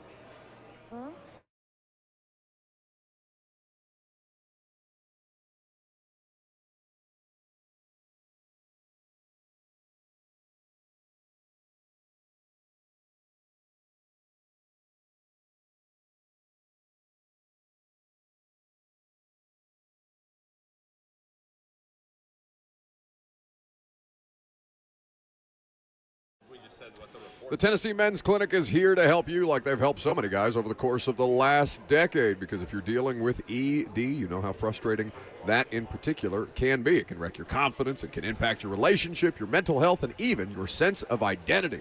But the good news is the Tennessee Men's Clinic offers real help, just like they have for thousands of guys who want to get back to feeling like themselves. These aren't cookie-cutter treatments. The Tennessee Men's Clinic is urology-based and staffed with multiple licensed providers who specialize in men's sexual health.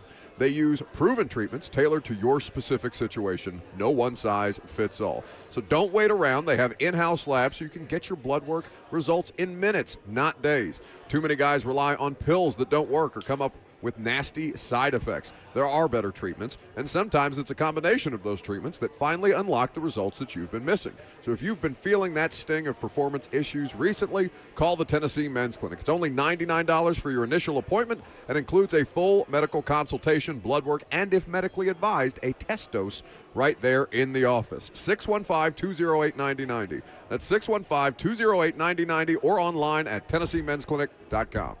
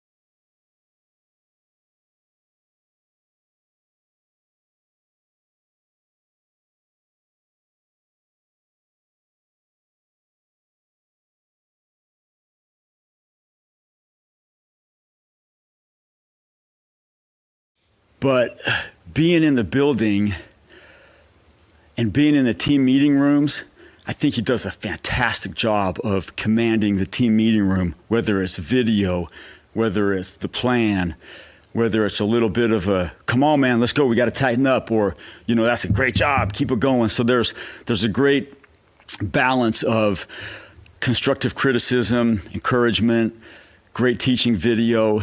So it's been cool for me to see and just sit in the seats and just watch a head coach who has an offensive background be able to talk about ball security and tackling and situational football.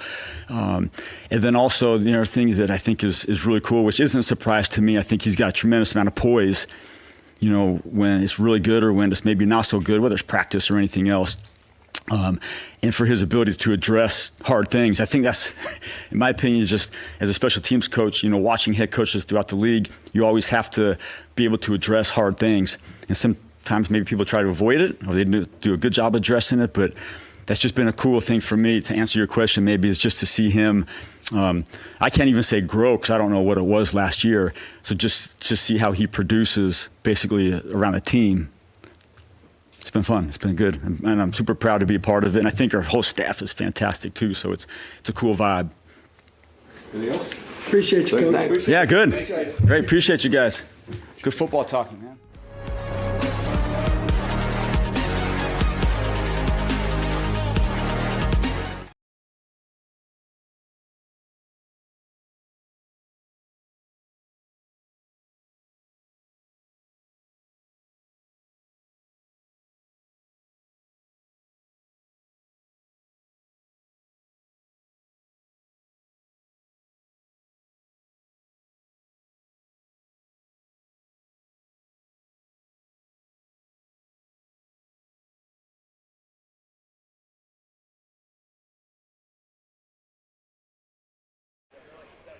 Welcome back to the show, fueled by Hattie B's Hot Chicken, the best hot chicken in the world. Titans defensive coordinator Denard Wilson is at the podium. We go now live to Ascension St. Thomas Sports Park.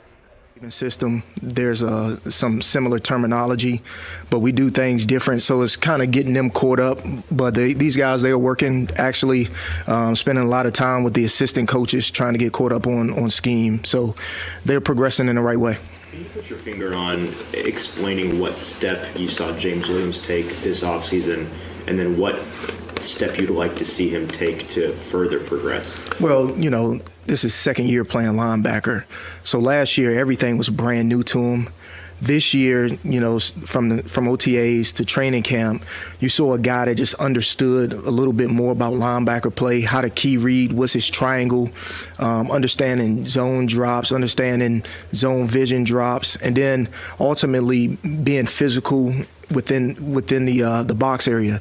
You'll like to see him, believe in what he sees more, as he progresses, just having the confidence to cut it loose all the time.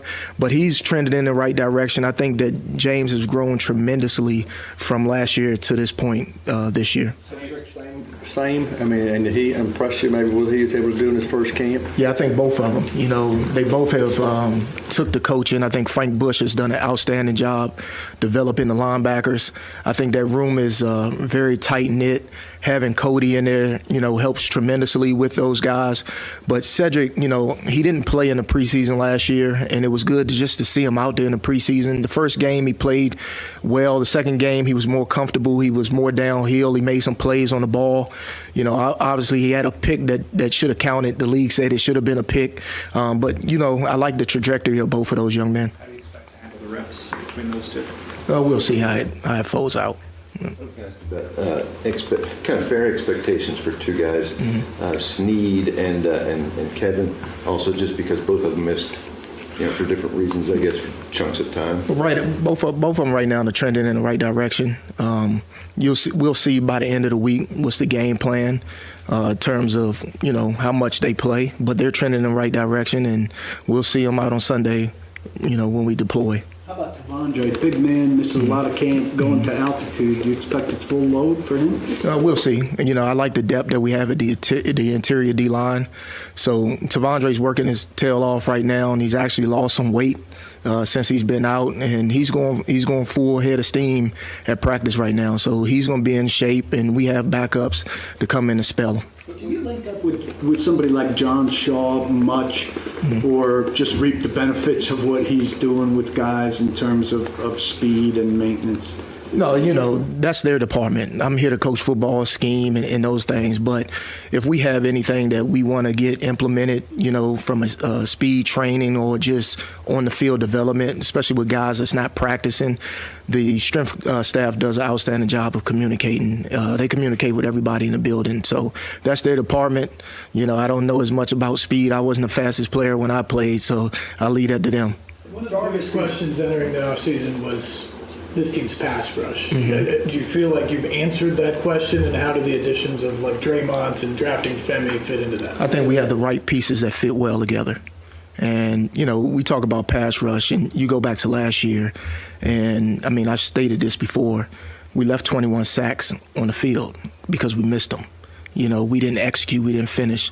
Right now, it's about finishing. Rushing is one. These guys playing off of one another, communicating at the line of scrimmage, understanding where the center turn and things of that nature. So I expect them to come out, and I expect them to affect the quarterback by rushing and playing as one.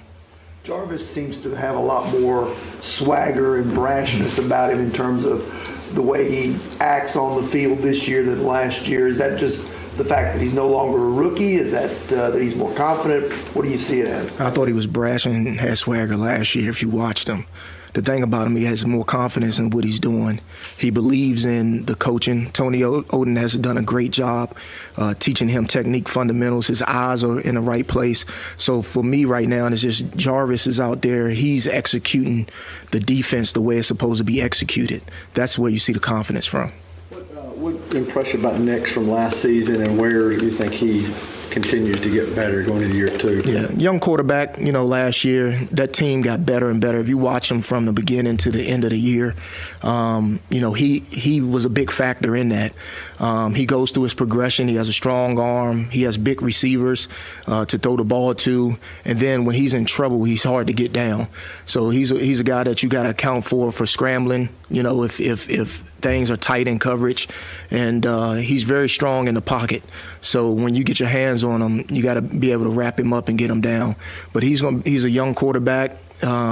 Every young quarterback has ups and downs, but I think the guy's going to be a hell of a player, and I think he's already there right now. You said, if I remember correctly, correct me, but that Femi will show up, that you don't have doubts about Femi showing up. Could you kind of talk about where you think what he's done so far will take him in meaningful games? For me, Femi's a tone setter, and that's what I want to see from him.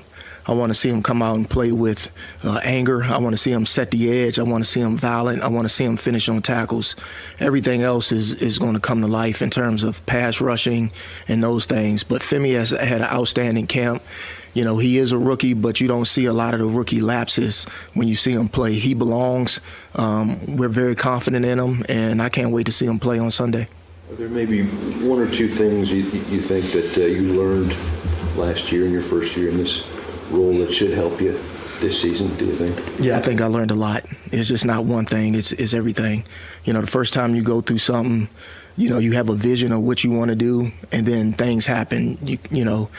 Then when you have an off season, you look at yourself, you self-reflect, you see what you did well at defense, you see how you called the game. And right now I know where to hang my hat on and know the vision in which I want to go. The biggest thing is all the coaches are on the same page. First year in the system, some guys, they might not thoroughly understand what you want. And right now we're all on the same page. We're all aligned. We've had some changes in the coaching staff that I think has helped tremendously with bringing in Tony Oden and Travis. So, I think that from a big picture standpoint, we have a good grasp of where we want to go and what we want to do. You say you've learned what to hang your hat on. What is Denard Wilson hang his hat on? Being aggressive. When you bring up that big picture vision, has that changed from year one to year two for you? Is it the same stuff you just learned about how to get there, or are there different things that you maybe learn how to set up more things? Just calling the game, how to call the game, picking and choosing your spots, what you want to present, things of that nature. So, feel more confident in what we're doing and how we're going to do it. A few weeks ago, you did something with Jeff, a twist or stunt up front, and it really confused JC. He said he never saw it before Latham. When you create those types of things, like, what's that process? Do you have something that, hey, I'm gonna go back and watch the old Ravens or whatever? Like, how do you go about developing those things? Well, for me, and for us right now, and as a defensive staff, it's about putting the guys in the right spot and how to force protections to get your best players one-on-ones. We have a lot of, I've been around a lot of people that pressure and do a lot of things, so I have a pretty good base of things to pull from. So for us, it's just, putting the players in the right spots, trying to set it up for them to get free. And, we'll deploy some pressures and we'll do some games up front that match their ability. When you do something like that, like, do you just go to Jeff like, hey, man, I got something for you. We'll talk about it a little bit. Sometimes I go in there and you have to sell the game plan as well, right, to the players, because when the players believe in the game plan and what you're doing, they execute at a higher clip. So, a lot of times it's about putting your best players in certain spots. So whether it's Jeff, maybe it's Amani Hooker, it might be Quandre Diggs, it could be Cody. It's like you have to put them in the best spots for them to have success, because if they have success, the team has success, and the defense plays faster. What kind of role do you see Quandre having in the secondary? Quandre will play. He was a guy that started for us until he got hurt last year. He's been a Pro Bowl player. I think he's one of the better safeties in the league, even at 30-something years old. And he understands the defense and he understands what we're trying to get accomplished. There are a lot of teams that rotate safeties all that much. When you've got 4 guys who are capable of playing, how do you handle that room? You'll see on Sunday. Jeff said yesterday his biggest goal for himself this season is to just be in the moment. It's not to be a Pro Bowler. It's not to have some number of sacks or something like that. Is that something you talk to him, that you just be you, play in and play out, and good things are going to happen? Yeah, I think we've all had that conversation. Being where your feet are. Like with Jeff's a very smart, and he doesn't get a lot of credit for it. He's a very smart player. Jeff can hear certain calls at the line of scrimmage to know where the ball is going. He studies a lot. He can understand, he's very good at knowing run pass keys and things of that nature. But with Jeff, it's like focusing on the main thing, defeating that first guy in front of you. Don't worry about making everybody else right. Do your job at the best of your ability, and everything's going to come to him. Don't put all the pressure on the world to make all the plays like he did last year right now, because we have playmakers that's on the line next to him, and we got playmakers on all levels. So allow your teammates to do their job and you do your job, and him being the best version of himself, he's a great player and he's a force to be reckoned with. My job is to get these guys prepared, ready to play, amped up, ready to play. In week 1, you almost have to, especially the young guys, calm them down a little bit, where they're not too aggressive and too excited. Yeah, we try to keep it simple, and that's my philosophy. Keep it simple so they play fast. First week of the season, you don't have a lot of information on the team that you're playing, so you got to line up with basic fundamentals and things that you've done well in training camp. So just keep them even keeled, stay loose, stay focused, and go out and have fun. Thanks a lot. Yep. All right, thanks.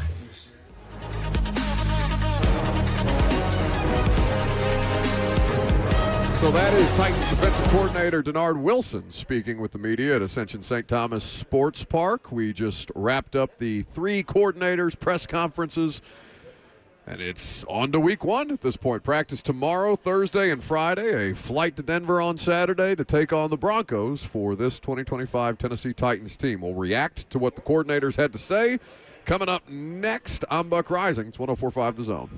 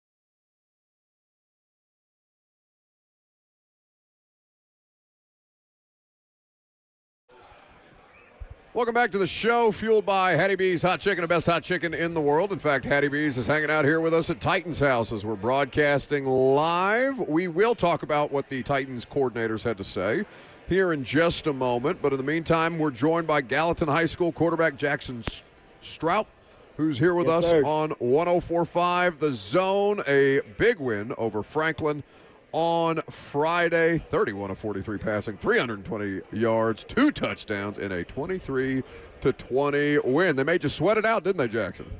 Yes, sir, they did. But how good was it to get the win, to be able to finish off the game and finish strong as a unit? It felt great. You know, we got a bunch of guys together who fight for each other and they don't give up, and we had no doubt in our mind that we were going to drive that final 2 minutes and go score and go win. Jackson Strobe, Gallatin High School quarterback, with us on 104.5 The Zone.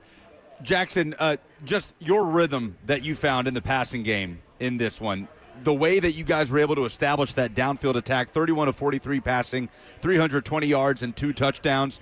What was working for you guys in terms of what you were seeing from Franklin's defense and how you guys were able to find that rhythm? Well, we just, we have an offense built around, the simple stuff, nothing too crazy, complicated. We take what we give, we take what they give us, and we found some out routes, some hitches, and later in the game we were able to take some deep shots to our quicker receivers. But other than that, it was, day-to-day and throwing the curls, the hitches, the easy stuff, and taking what they give you. I got a chance to watch you guys play doing the Friday Night Rivals broadcast on MyTV30 last year, and it was my first time going out to Gallatin High School, that historic stadium, the press box, just the high school football culture that's out there. I know you're out there playing for your dad, Michael, and you guys arrived in Gallatin, if I'm not mistaken, last year, right? Just how has that – 2 years ago, thank you. How has this football community just embraced you guys, and now the on-field success is coming too, the first – 2-0 start for Gallatin in 5 years. What's it been like to be immersed into just a community that cares so much about high school football? It's so special here in Gallatin. They love football and they bleed football, and I bleed football and I love football. So you find a group of people and a community who will ride with you till the end, no matter good or bad, and it's something special. And like you said, Gallatin, that place, Calvin Short is a rocking stadium when it's packed out, and there's nothing like a Friday night down there. No doubt. If anyone loves Friday Night Lights in Middle Tennessee, Gallatin is a must-see. How fun has it been for you to feed off that energy, though? It sounds like it's a really good fit for what that football culture is. It is, and we bring, we've changed the culture to where now we're gritty, and we're gonna scratch and claw, and this community loves it. They love seeing success, and they love seeing pride and joy, and teams taking wins and taking close wins, like the other night at Franklin. I mean, keeping people on their toes. Not that we did it on purpose, but that they love it, and I love it, and the energy's awesome, and I couldn't ask for anything better. Well, you'll have another home environment against Centennial this coming Friday. What are you looking forward to most about the challenge, and what kind of challenge do they present? I think Centennial, they've got a great football team. They got a bunch of track athletes and guys who can play on the secondary, and we're going to have to beat them with what we do best, and that's going out and playing our football game and doing nothing more than what we're good at, and not trying to do too much, going out there and being able to just play football, play good football, play disciplined football, and, hopefully get a good win on homecoming. Yeah, Centennial with the new coach that they're breaking in as well, former Tennessee running back Jay Graham, years spent in the college ranks. That should be a fun matchup out there. As you guys, Jackson Strope, the Gallatin High School quarterback, with us on 104.5 The Zone, as y'all kind of test your 2-0 record, Jackson, last year didn't quite go the way you wanted it to, 3-7. What did you guys as a unit learn from 2024 that clearly you've applied to the first couple weeks of the season for some early success? Well, we brought the seniors in the 26th class, and we sat down and we talked about what's going to have to change. And, it was the preseason in the locker room and in the weight room and the attitude, right? We come in and work out last year, and it's like nobody wants to be there. We come in and work out this year. It's like a party. So it's changing the mindset. It's changing. When I'm on the field and you're in front of me, you're my enemy. So, it's changing that culture, and it's worked. And it's so fun to see guys who, my sophomore year, may have not have been the best attitude-wise, and now they're seniors. For example, Malachi Harper, who's our running back, dude is doing a phenomenal job, like crazy phenomenal job. And that kid 2 years ago, I don't know if he would have played football his senior year, but now he's changed his mindset with the culture of what we're building, and he, in my opinion, is underlooked at in the Middle Tennessee as a running back because of his size, but he totes it well and he runs well, and he's a great athlete. Well, Jackson, we so appreciate your time. Did we get you out of class, or did we interrupt your lunch? Oh no, you got me out of class. I'm good with it. What class? What class, Jackson? It's chemistry, but I love Miss Freilinger. That's great. I gotta say her name on here because That's a smart play by you. All right, get back to class. We appreciate you. Continued health and success for you all this season. Thanks for doing it. Yes, sir. Thank y'all. That's Jackson Strope with us on 104.5 The Zone, the Gallatin High School quarterback. Man, going out there last year, first of all, Gallatin, it's just a great community in general, but you talk about a community that cares about its high school football. Clearly. And like I mentioned, his dad, Michael, is the head coach over there, offensive-minded guy, so they're very in tune with one another and what they want to do on offense, and it seems like they're gearing up for a breakout year to win more games than the Gallatin Green Wave have in quite some time. A decent little NFL history, too, through Gallatin. Jordan Mason, who's now with the Vikings, right? Jordan Mason, the former Niners running back, is a Gallatin product, so some other names in there as well. But, I really enjoyed going out and seeing that historic stadium, Calvin Short. This week, by the way, I'll be in Clarksville for a mega rivalry up there. Rossview hosting Clarksville High School in the battle for the Warfield Shield on my TV 30 this Friday. That's a fun one. That is going to, the entire town of Clarksville is going to be at that game, so can't wait. All right. So the final hour is next. We're hanging out here at Titans House. We mentioned that we were going to react to what the Titans offensive, defensive, and special teams coordinators had to say. That's how we'll wrap the show. I'm Buck Rising. It's 104.5 The Zone.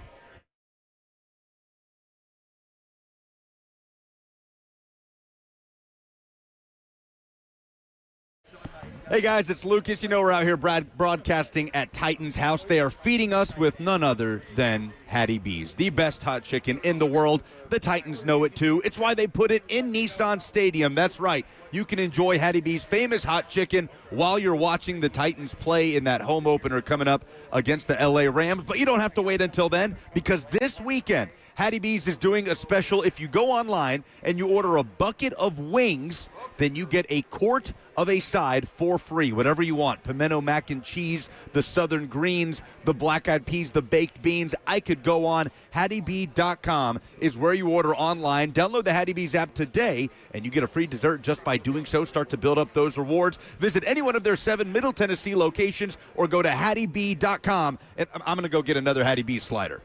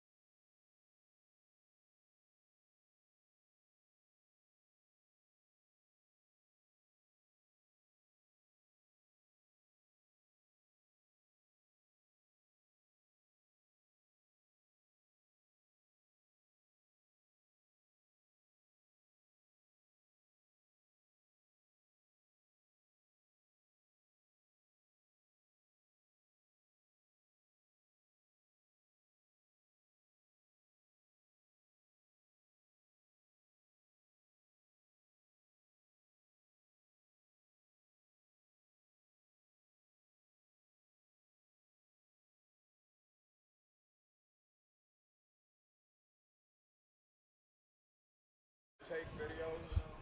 You almost want to be at the same level as that. It is 12 o'clock, broadcasting live from Titans House on 104.5 The Zone. I'm Lucas Panzica. Welcome to week one of the NFL regular season. The Titans open up the season Sunday afternoon at the Denver Broncos, and reportedly, the Titans are making a defensive signing. According to Jordan Schultz, the team signing former Cardinals linebacker Kaiser White, who had 137 tackles, 2.5 sacks, and 9 TFLs with Arizona last season. In other NFL news, Gabe Davis returning to Buffalo. The former Bill had spent some time away and now returns to the team where he started his career. As a free agent, Davis will start on Buffalo's practice squad as he recovers from an injury.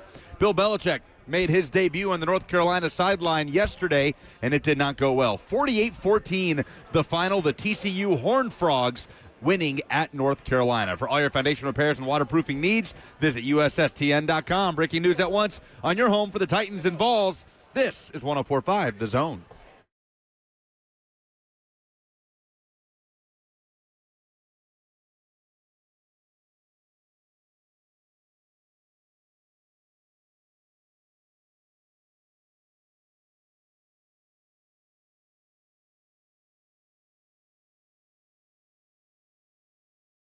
Final hour here from Titans House where we're broadcasting live. We got Lucas, we got Kirby, we got Robert, we got the rest of the crew. Appreciate Femi Oladejo sitting down with us earlier in the show. If you missed it, you can check out the podcast. Is this open to the public? Is that the whole thing today?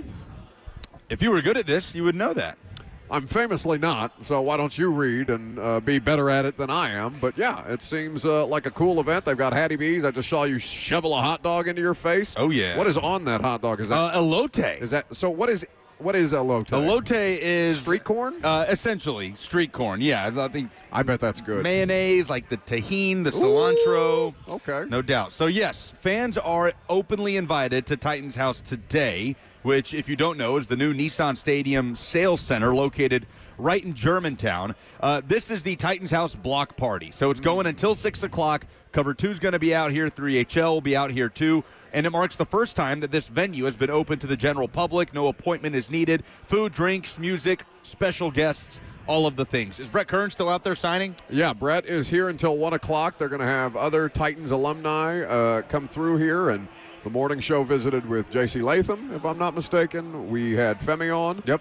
And then I'm sure there will be other people on with Blaine and Zach and 3HL on after that. 615-737-1045 is the number if you want to get involved. What? So essentially, Titans House is the place people need to be to figure out their PSLs, their seating situations in the new Nissan Stadium. You can come, you can get a full immersive experience. They've got VR over there where you can put yourself in the stadium. They've got all these setups, these renderings for you to get a good look at it. If you can't make it out today, you can set up an appointment, newnissanstadium.com. Now, I know that they're good at their job here because I have a group of friends that have been season ticket holders for the Titans for a long time. Yep.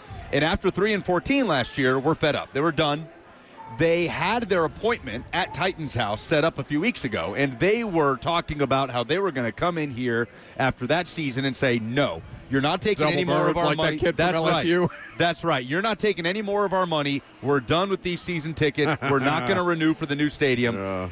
They came here, and when they came back, look at where we're sitting. We're so excited about the new Nissan Stadium. Look at the renderings of look at how good our view is. So whatever they're doing here, they're doing something right. Well, they're doing exactly what they're doing to you. They're just plying you full of free food. That's fine. Sell them more tickets. That's fine.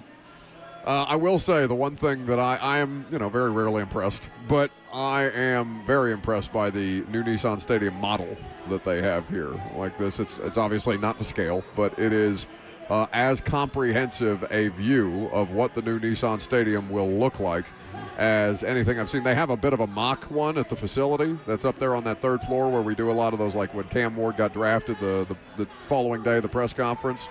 But that's pretty impressive there. Yeah, it looks good. Yeah, looks great. Robert, where did Robert go? He's probably smoking a cigarette whilst eating a hot dog. Okay, because he did have some issues with the scoreline in some of the numbers.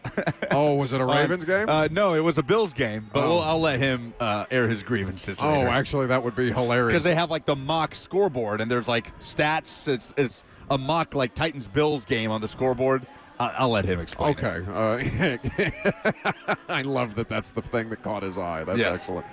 So the Titans coordinators did speak today. I'm sure you carried Brian Callahan's press conference yesterday. Yep.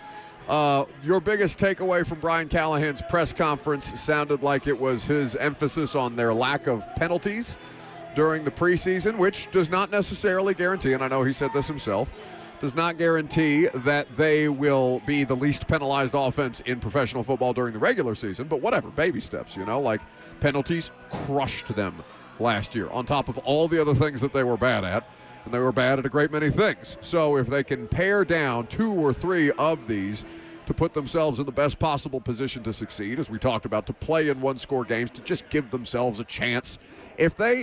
What's the spread? Let me pull it up on my DraftKings sportsbook app. I think last I checked, it was 7.5 point spread in favor of the Broncos. You think that gets any bigger as the week goes on? I bet it does. Sure. I mean, again, I bet it's 8.5 by the time we kick off. I mean, we talked about this. We had the opponents before the schedule release in May. We knew who the Titans were facing, and if you had to pick the one team that you would say, okay, would love to avoid this for an introduction to the NFL for Cam Ward, it probably would have been Mile High Stadium against that Broncos defense, and that's what they got. Do you see it? Yeah. Broncos minus 7.5 on DraftKings Sportsbook. The over-under 42.5, so they think there will be no points in this football game whatsoever. And then you can get the Titans on the money line plus 300 if you're feeling froggy. I mean, truly, I don't think you could drum up a more challenging situation for Cam. Vance Joseph is going to be trying to have the time of his life. He's going to be sending blitz. I mean, Brian Flores is kind of the blitz king right now in the NFL. Everybody knows that's his reputation. Vance Joseph will get after it, too. Yeah. They'll send heat, and they're going to try to scramble Cam Ward. He's played in tough environments before. I feel like sometimes that's the most overblown thing for quarterbacks coming into the NFL, right? Because new environment. It's like SEC stadiums are bigger. Yeah, if you talk about a place where there's a big disconnect between people who cover the NFL and people who cover college or watch college on a regular basis, it's the idea that this is something new to them. But I will say, Lucas, he opened the season in the swamp and stomped out the Florida Gators last year. It was a Florida team that struggled early on, but the environment was electric. If you had to pick an NFL environment, Denver is one that will get up. Oh, for sure. Yeah, Denver 100%. in week 1 with Super Bowl aspirations that their coach is comfortable espousing at the podium. Yeah. And they have been dying for this since Peyton Manning, the corpse of Peyton Manning, retired after the 2015 Super Bowl, and getting benched in the middle of that. They have not had a stable quarterback situation since then. It has been 10 years. So how you prepare Cam Ward for this particular situation is something that obviously was going to be brought up a great deal. Let's hear from Brian Callahan, if we could, Ross, on how they are getting Cam ready, specific to the operation of the offense. Just like any young quarterback, you want to do things that they're comfortable with, and you want to play fast. So we don't have you try to reinvent the wheel, getting ready for week 1, or any game for that matter, but certainly in week 1, you try to do all the things you banked reps on in practices, in meetings. So there's not a lot of newness, so we can go play confident and play fast. That's the idea, especially when you got a young quarterback. There's going to be plenty of things that he's going to see that maybe he hasn't seen, and he's got to manage those things, but from a defensive structure perspective. But at the end of the day, try to put him in position to play as fast as possible and as confident as possible on the road. So that's Brian Callahan speaking yesterday at the press conference about getting Cam Ward ready and how they've managed the operation. And for the most part, it's been clean, right? You've had some miscues, you've had some drops, you've only had 1 sack in the 3 preseason games of the starting quarterback that they've played, and obviously the full offensive line has not played yet, but I know you guys carried Mike Borgonzi's press conference the day before I left to go to Europe last week, and that was one of the things that I wanted to talk to Mike Borgonzi about the most is, where is the offensive line relative to expectation? That's clearly the thing that you've emphasized the most. It may be as important as Cam Ward this year. Oh, without a doubt. And there will be a lesser degree of patience for the offensive line finding themselves in week 1 than there will be for Cameron Ward. These are proven veterans for the most part. I mean, Skoronski's in year 3. That's a vet.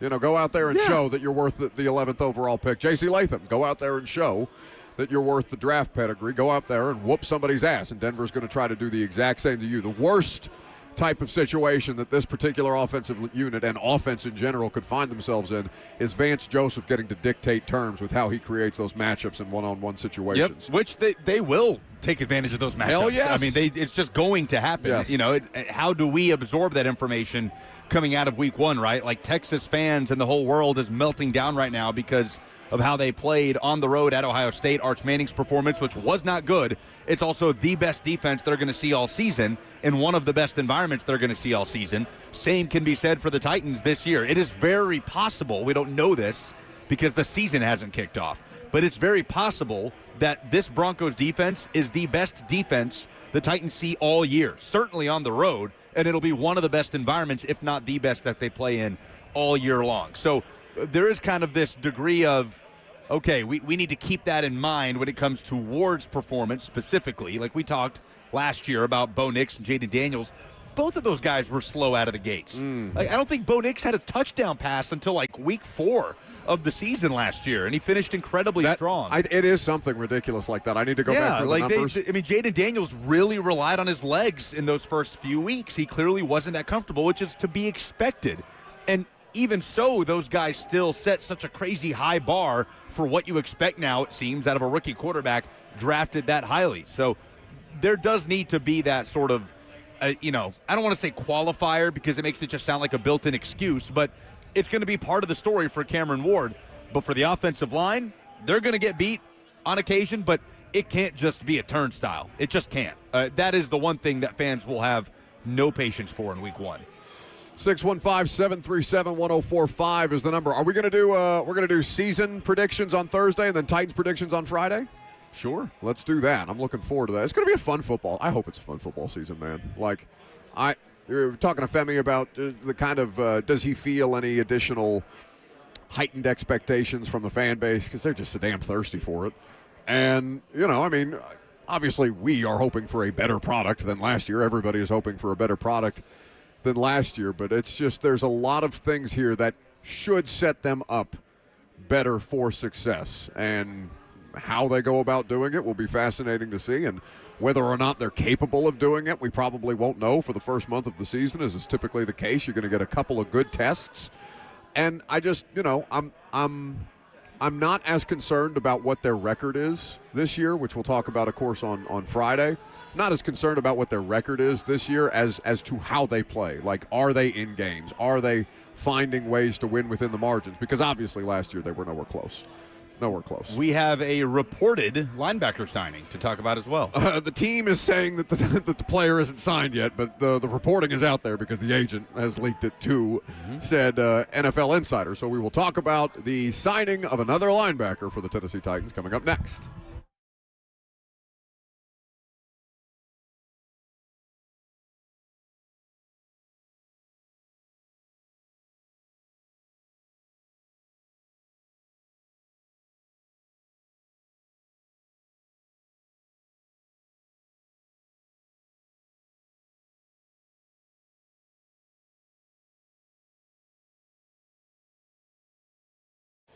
The Tennessee Men's Clinic will put you back on track. If you're a guy who struggled with performance issues, as so many people do as they start to get up there in age, it's a natural part of the process. Your body starts to change, and you want to make sure that those things aren't inevitable. They aren't inevitable, as a matter of fact, and that's what the Tennessee Men's Clinic is here to help you with.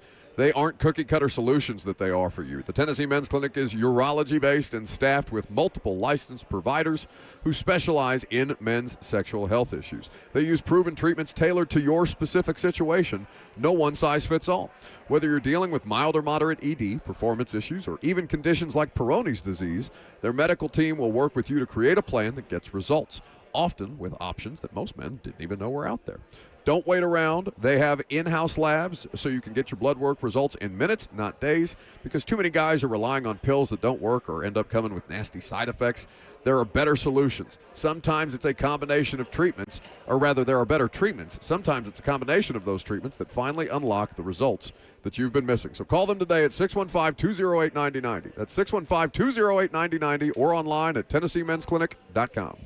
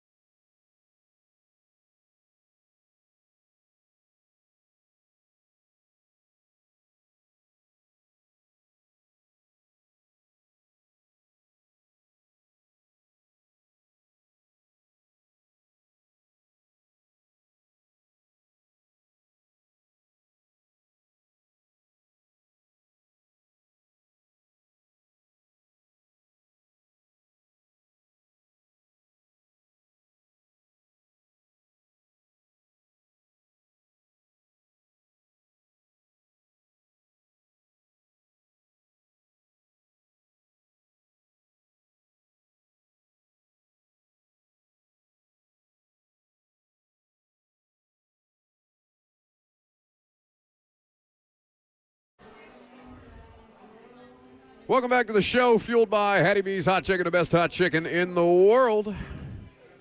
Titans signed Kaiser White, former Arizona Cardinals linebacker. He's 29 years old. The move first reported by Jordan Schultz. The team is saying that he has not yet signed officially, but the news is out there because the agent leaked it to the reporter, so we're going to treat it as if he is going to be here, unless he fails a physical, which would, of course, negate said contract. Fortifying some things on defense, Cody Barton, Cedric Gray.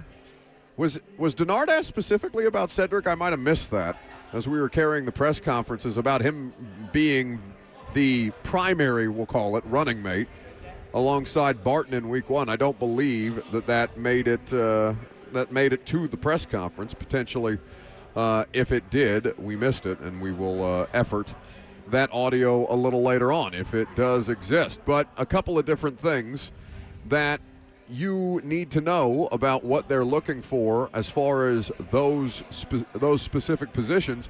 I think they're trying to find Van Jefferson types to buffer themselves against the kind of youth that they're going to play primarily on this roster all over the place. And Barton is obviously a higher level version of that, as kind of both a more, I don't want to call him decent, because I think he's better than decent. He's coming off a career year for one of the best defenses in football last year. But I think that Kaiser White is also kind of in that same vein where you wouldn't want him to start if you had to, but you don't hate the idea of somebody who's played in NFL football games getting the opportunity to buffer against Cedric Gray and James Williams that have precious little experience. And while you may not be excited about him starting, he does have the experience to back it up. Played 92 games, started 73 in his career, started all 17 for the Cardinals last year, had a second career high. What would that be? How would you say that professionally? Like if it was the second highest, I guess that's how you would say it. 137, second best. 137 total tackles last year, 2.5 sacks. So you get somebody with experience and kind of a unique skill set that is a little redundant when James Williams about being a converted safety, but he has bulked up since initially coming into the league. White also a converted safety. Right. So they've got a couple of guys like that. At least they have a type for their linebacker too that maybe we can start looking at in the future, where it's like they want someone who can be multiple on defense. Now I'd have to look up his numbers in pass coverage to say that he is that guy. That would be worth. But while you guys do the scuttlebutt, I have him right here. So last year, targeted 51 times. He gave up 38 completions. That's good for 74.5%. Not bad for a linebacker.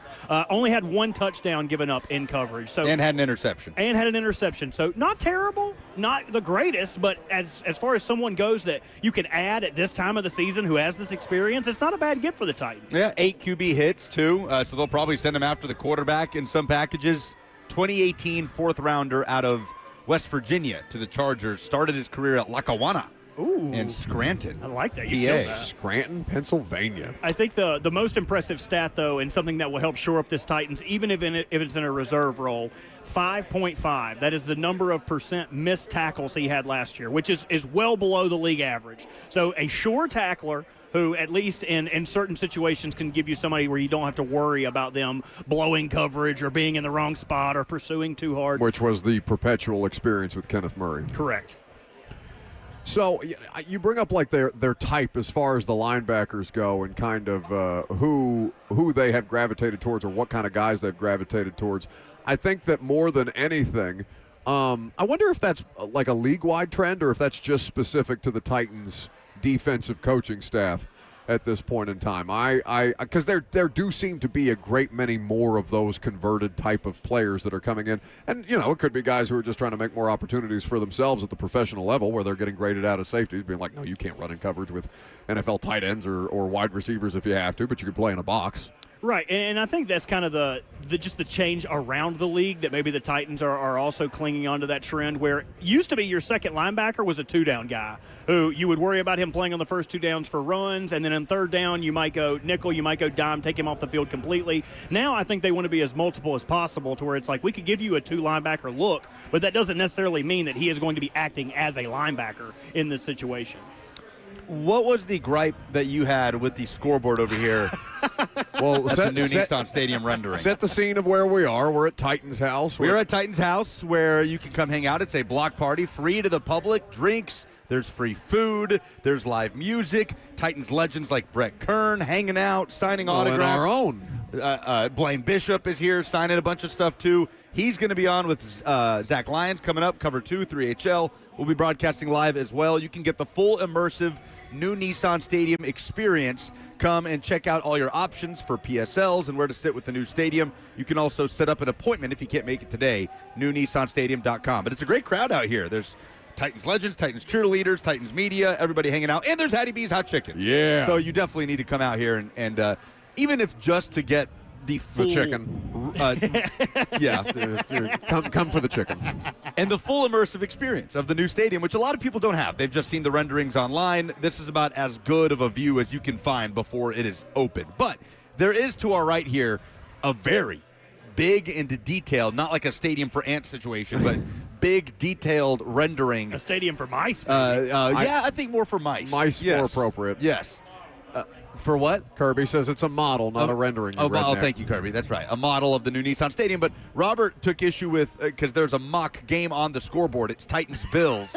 It just doesn't make sense to me. Like, I understand. Why, that they would beat a team like the Bills? No, it's not even that. Like, that is all feasible to me. Okay, sure. In the new stadium, the Titans may be good, the Bills may stink, and this situation may happen. Do you remember the details? Yes, I took a picture of it, so I can read this to you verbatim. Okay. On this scoreboard, the Titans are winning 21-7. There is 2 minutes left in the fourth, and they have game stats up. The first thing I have an issue with, the Titans have the ball. It is 1st and 32. On what yard line? How would it be anything besides their own 1 yard line? It's 1st and 32. There's no 12-yard penalties. They're backed up all the way. This is a run the clock out like in the Super Bowl with Sam Cooke. Like, what are we doing? Sam Cooke. The next part, they have the game stats up. The Buffalo Bills had a terrible day today. Bills fans are putting themselves through tables willingly in the postgame. The Bills, 116 passing yards, 54 rushing yards for a grand total of 170 total yards. The Titans, on the other hand, had 416 yards. Nice. And the score is 21. What the hell? How many turnovers did they have? Was one of them? You know what? No, that feels more appropriately a Titans game. They're on the cusp of beating the Bills at home. No. This is the year 2027, I presume. He's saying that they have how many turnovers do they have? I say that's way more appropriate for what a Titans game experience no, but like. Cam Ward has accounted for the majority of those yards. He's a 2-time All-Pro at this point. Josh Allen has retired. Terrible. Bust. Josh Allen has retired. He is winning the Super Bowl this year, according to ESPN's FPI simulation. So he is, which by the way had the Titans winning 9 games and winning a playoff game. But what? Yeah, I know. We did this yesterday on the show. So. Are they drunk? Seth Walder, they do this every year, right, before the season. They run like 5,000 simulations. This is on ESPN? ESPN's Football Power Index. They simulate was just one of the simulations. The entire season. I think they average out all the simulations. In what world are they winning 9 games in a playoff game? In this one. The Titans are 9-8 here. In the fake world. They blow out the AFC South champion Colts in the wild card round and then lose to the Bills in the divisional round. What? The Bills go on to win the Super Bowl against the Bucs in the Super Bowl. The Chiefs and Eagles do not make the playoffs in this simulation. I would love that. What did it say about the Ravens? I think you guys might lose to the Bills. Oh, no!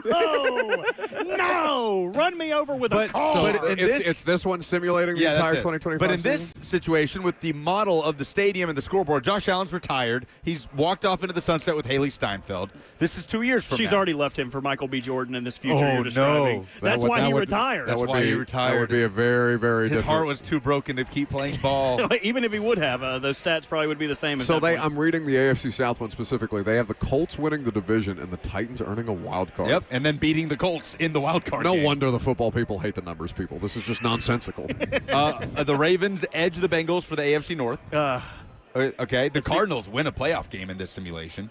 I would. And the Saints get the first overall pick. I mean, if that is what happens, you can go ahead and simulate the rest of my life. Show me what happens when I'm 80, because I'm going to be checked out. I can't do it. I can't do another year of tripping at the finish line. I will take Mark Andrews at the goal line. I will take a sabbatical from football. No, you won't. I will. If the Ravens get beat by the Bills in the playoffs. What would you do? If we get him, what would you do on your sabbatical? You have zero else to do in your life. I don't know. Start freebasing. My life would be in a spiral at that Drugs, point. he says. Like if that is the case, I'm done. I'm going to pick up another sport to be a fan of: bowling, cricket, professional darts, curling, anything. Wasn't AI supposed to make us smarter? Like, this seems like the dumbest season simulation I've ever read. Okay. The Eagles and the Chiefs both missed the playoffs. Until it happens. It's dumb until it happens. You go ahead and put money on that. Go ahead. I feel like this is a good time in our biggest hour of the show for you to tell us about your engagement and how that went down. I actually do want to hear about it. Okay, well, the upsetting thing was I had talked to Lucas about this before I went down there. I was like, Get some tips and tricks? Well, no, I just kind of wanted to talk. I'm a guy who needs to talk through his thought pattern, whether it's a fantasy draft, whether it is me proposing to my girlfriend. I need to get my rationale out and someone else go, yeah, that makes sense. Just compared proposing to his girlfriend to his fantasy football prep. Well, I'm much more successful at one or the other. So I do it. I get down, and the whole plan was, okay, big family picture. Her brother and his wife take a picture, and then we would take a picture. I hate pictures. So I'd be like, okay, one's enough. And then go, how about one more? And I pop down on one knee, say the whole spiel. Everyone ends up happier for the worth. So what happened was I said that. I got down on one knee. I dropped the ring. No. So instantly, surprise gone. She sees this glittering piece of jewelry on the ground. She starts crying. And then I try to recover from that and go into my spiel. And you would think that because I talk on the radio every day, I would have pretty good linguistics about getting my ideas out. I think famously you don't. I get choked up. I start crying in front of her. I start crying in front of her whole family, and I have to take a pause. I call it a manly cry pause. So I didn't go, I love you so much. So I didn't have to do that. I take a manly pause. And before I can get to the crescendo, the end-all be-all, the I love you so much, baby, she goes, well, obviously, yes. Oh, yes. 1,000 times yes. Throws her hands in the air. We get up. We have a big smooch. I think it's the first time I've slipped her some tongue with her dad watching. Slide the ring on her finger, and all I can think of is this hooligan, this woman, the woman who is one day going to carry around my baby for 9 months. God help us. Wouldn't even let me get it out. Why were you not able to just do it here? I wanted to tell her that you're the girl I want to take on dates. You're the mother I want for my children, and you're the woman I want to marry. That was my crescendo. It was beautiful, but I didn't get to tell her. And let me tell you, she's never going to hear it now. Hopefully you listen to the podcast, baby, because you had your chance and you missed it. Wherever you get your podcast. Yeah, somebody clip this and send it to her. 5 stars. Throw us a 5-star rating while you're there, Cheyenne. Yeah, say it. If you would. Bert sent me. That makes me incredibly. I'm mostly happy for Cheyenne because, oh my God, that woman has been waiting so long for you to do the right thing by her. The one thing you will also be happy with. Me? Yes, because I was not able to give her adequate heads up, obviously, to be like, hey, pack some good-looking stuff. I told her, hey, pack some nice clothes because we're going to go out to eat one night. I thought that would be sufficient. No. Surprise to no one. I don't pack my own bags. I like it when I can just pick up and go. She packs my own stuff. So I had to do the proposal in a Vols polo. Yeah! I saw that. And Crocs. I saw it. And Crocs. I saw that. Because I saw the picture that you posted. I go, is he wearing a Tennessee polo? I didn't. I thought she would bring something nice. Something that's awesome. One of my flowy Zara button-ups, some nice shorts. No. Wow. It was some black At least Calvin the Klein aspirational clothing I've given. It was wonderful. cold enough outside that my nips were hard. You can see them poking through my shirt. Ryan Day I was about to say Ryan Day hard or no? Dude, I don't know. I was excited enough to maybe go get them pierced after that, like people are alleging he has. But do we think that he has? 100%. Well, at least 100%. one. I'd be think shocked. all the party boys. It's poking through on two sides. I'm familiar with that is a game. nipple piercing. Yes, 100%. There's no way that man got those. Kirby's alleging he has both of them. Kirby's alleging growth. Well, Kirby would know more than me. All right, so that moment is ingrained in your relationship forever. You wearing a Vols polo. I think that's beautiful. So you're now an honorary when we go to the Georgia game in a couple of weekends. VFL. You're a VFL. You say, I proposed to my wife in this shirt. My biggest problem. One of us. My biggest problem with Twitter was I thought I was being clever, saying she said maybe but still took the ring. Yeah. Somehow people on Twitter are dumber than you would give them credit for. Oh, they believed it. Because so many people were like, if she said maybe, you need to get the ring back. Buddy, if she said maybe, I would have found a pawn shop on the lake to get my money back. What do you mean? Maybe? I just embarrassed myself in front of your whole family in Crocs, a Vols polo, on my knees. That's Sobbing. so funny. Sobbing. Baby. You know, I sounded like, in Forrest Gump when the principal comes over and Forrest's mom has to provide a service so he can get into school. Yeah. And he comes out and he goes, boy, your mama sure do love you. And he goes, That was me trying to talk to Cheyenne during the proposal. That was me. Boy, your mama sure do love you. Well, beautiful. congratulations to the future Walshes. Beautiful. I knew you would cry. I'm you a big cry? softy. No, I did not cry. I bet. Yeah, I was going I'm to a say. man. I don't think you would have cried.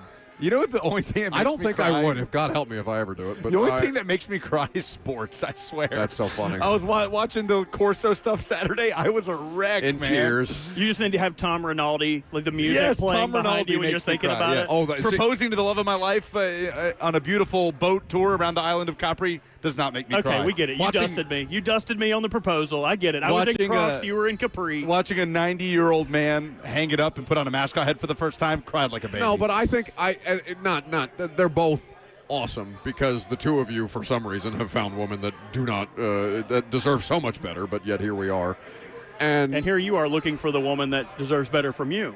No, well, you're the one that's going to end up. I'm not looking. I don't know. I think we could find you one here today. That's okay. In the words of our friends of the Wild Feathers, love is what you find when it ain't what you're looking for. Lucas knows music. But love you, Ricky. I think that we do love Ricky and the rest of the crew. I think that they're both incredibly unique. They're both very you. I think to the both of you, you guys went to Italy. You were emotionless, of course. You did all the things very rigid and regimentally and hit all the notes. He's like a play. He's prepping for it like a high school football game. He's got a spot board up. Meanwhile, Robert's in rags and he's falling all over himself, dropping the ring and sobbing as he does it. It's perfect because it's very much the both of you. So I'm happy for both of you, of course, but we're very happy for Robert on the heels of his engagement. I want to know, because I'm sure the two of you saw it, I was trying to stream Game Day in Munich, and I could not because of the international broadcasting restrictions and things like that. I only wanted to watch Game Day to watch the Corso stuff. I'm sure they pulled it off successfully. Oh, it was great. I saw he hit every one of his picks, which is awesome. 6 for 6. And with that in mind, he also picked LSU to win the national championship, so we'll put a pin in that for the rest of the season. But, yeah, it was fantastic. Tom Rinaldi's feature on Fox was phenomenal. Kirk, I got to say, held it together. I did not see a tear shed on TV from Kirk. Oh, I bet they've done that. Oh, for sure. Together so much. And I've seen features where they're interviewing, Game Day hosts, and Kirk gets really emotional. But live on Game Day, it was not as much of an emotional wreck as I thought it was going to be, but it was awesome, man. Corso had a tux, the whole deal. Oh, he had a tux on? Oh, yeah, he had a tux. And they asked him whose idea was the tux. He was like, me. I love him so much because, nobody has gotten the idea of let's just not take this so seriously better than Lee Corso. Yep. Nobody, I think, has represented the joy that college football should embody better than that man. And I know McAfee is doing his thing and will do it well, but, I was listening to I can't remember what college football podcast on the flight back, but it was he goes out, Corso, I guess, before every Game Day broadcast that he's on. And he's done this it's been on since, the 80s? Game Day. He goes out to get the crowd going like an opening act. He's almost warming up for himself.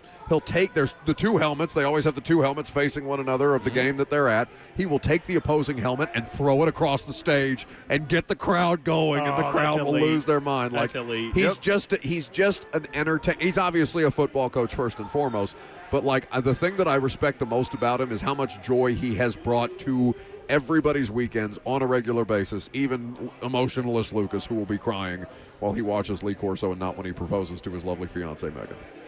Yep. He's like, that's right. 615-737-1045 is the number. Last call for phone calls before we go ahead and wrap the show up for the day. I'm Buck Rising. It's 1045 The Zone. Go The Bulldogs. Yale Bulldogs. Wow. Not so fast, midget.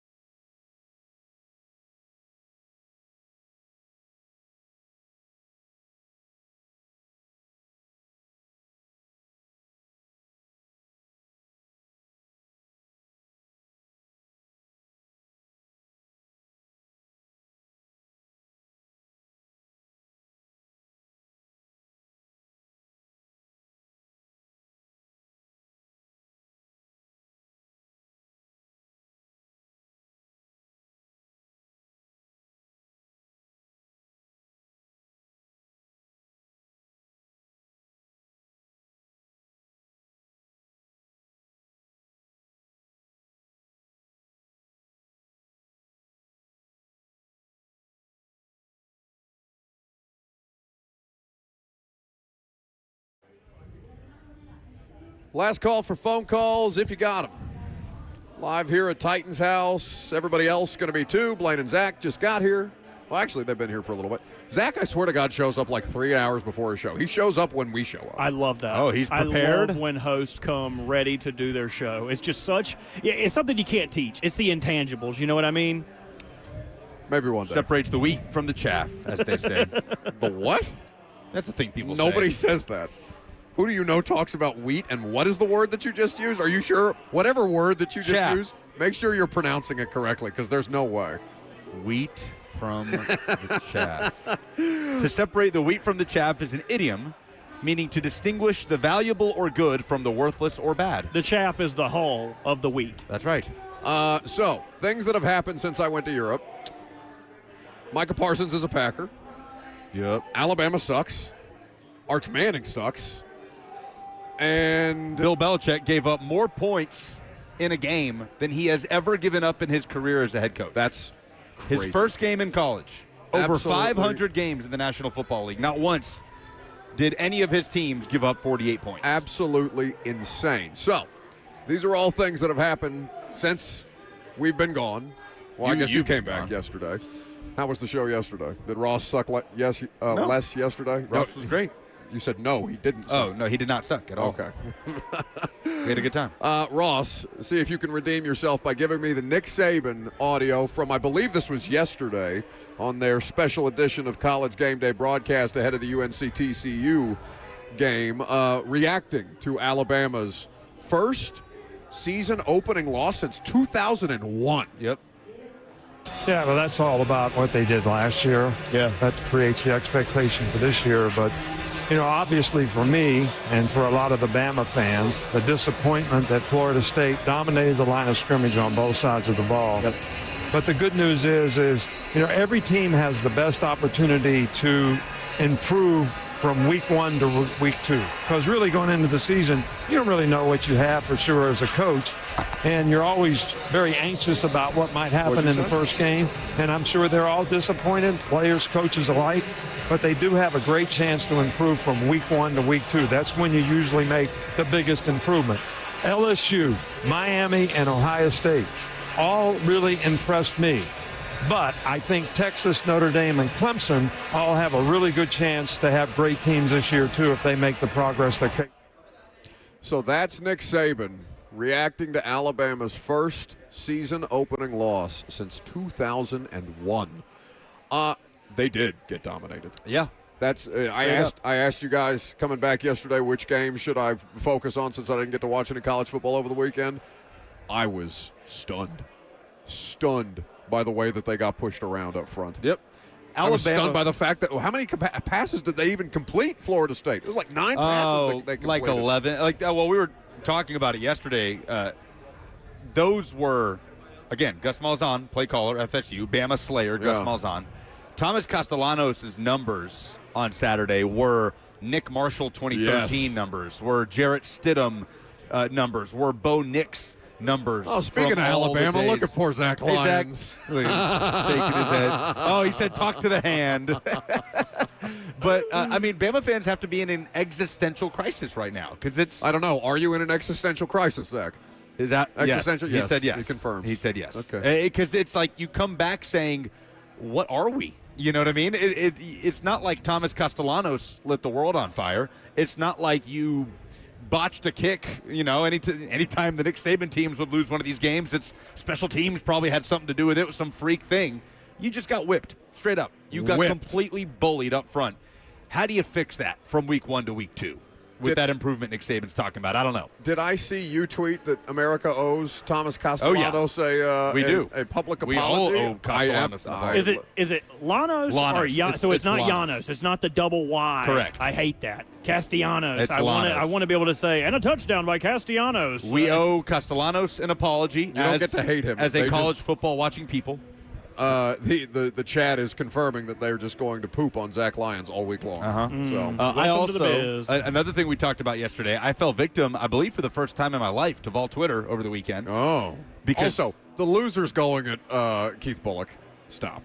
Like, I thought it was a funny tweet from KB. Yeah, it was a funny tweet from KB, but the losers in his replies, those particular segment of Vols fans can, sit on the fat end of a baseball bat and spin. Tennessee fans do kind of have a victory lap of a weekend because the trifecta. Tennessee won. Alabama got whipped. Yeah. Nico was dreadful. So bad. He was dreadful. So bad. I saw the box score, and then I watched. It's worse than the box score. Oh, yeah. Worse. The game is infinitely so worse. So much worse. It's not even just the misses. It's like the body language. It's just... and then you see him after the game walking out. He's got something wrong with his shoulder or something like that. Like, I almost feel bad for the kid. I mean, I know Vols fans won't, but that family did him so wrong across the board, and I know he's responsible for his own decisions at the end of the day. I mean, at some point he has to be accountable. But it was about as good of a weekend as Vols fans could have drawn up, and so we'll see what happens week 2. Except for you drove past your ex's house and Squirrel White with the That's big right. catch. He was balling out. Was that tough for you to drive by and be like, it's okay? It's okay. It didn't really happen as much as we thought it could with Squirrel the last 2 years. But again, the quarterback play the last 2 years didn't look like it did on Saturday with Joey Aguilar. So he wasn't perfect. There were misses. But I still think that performance against a Power 4 opponent, not once did Joe Milton or Nico Iamaleava have that kind of performance against a Power Conference opponent as Tennessee's quarterback. So it's a long season. It's one game. But hard to draw up a better start to the season for Tennessee's offense. Injuries, though, piling up. Ricky Gibson out for an extended time. Jamal McCoy is still out. Jackson Moy will be out this week. Do you feel like you can score with teams now after watching that? I know Syracuse is not, the greatest level of competition at this point in time. Yeah, it's a team that's still going to have to come together with a bunch of new parts and pieces. But I don't hear this and hear me say this season is going to be like 2022. Sure. But that offense hasn't looked like that since 2022. It just hasn't. 100%. With the tempo and the downfield passing game, it hasn't. And that was a sight for sore eyes for Tennessee fans. They ran the ball well. Again, defensive depth and health right now is the number one concern with Georgia 2 weeks away. I can't wait to talk to Cosell about this on Thursday morning because Greg maintains that the most physically talented and traitsy college football quarterback is Nico Iamaleava. But that doesn't mean that you're going to be a great college football quarterback, as we've talked about a million times over. Which is where Tennessee fans came at me, where I said he's not more talented than Nico, but he could be a better fit for this offense. And I got ratio. How can you say he's not more talented? Is that your first time? From my Vol Twitter, yeah, for sure. But that's an insane thing to be upset about. It is a fact. That's the most diplomatic way you could possibly put it. I can't believe people were upset. What do you mean he's not? It's a fact that he's not more talented than Nico, but he could be better for this Tennessee team. That's okay. Both things can be true. God, it's so good to have football dialogue back in our lives for 3 hours of the show. It's been fun here at Titans House. But Blaine and Zach and 3HL are going to keep it going after us. Let's do some polls and get on our way.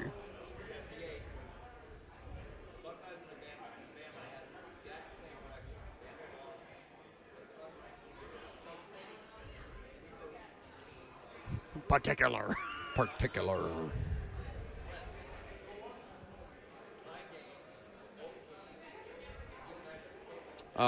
People on the internet, by the way, are finding out because the Zones account tweeted a picture of you, me, and Femi that you are 4'8".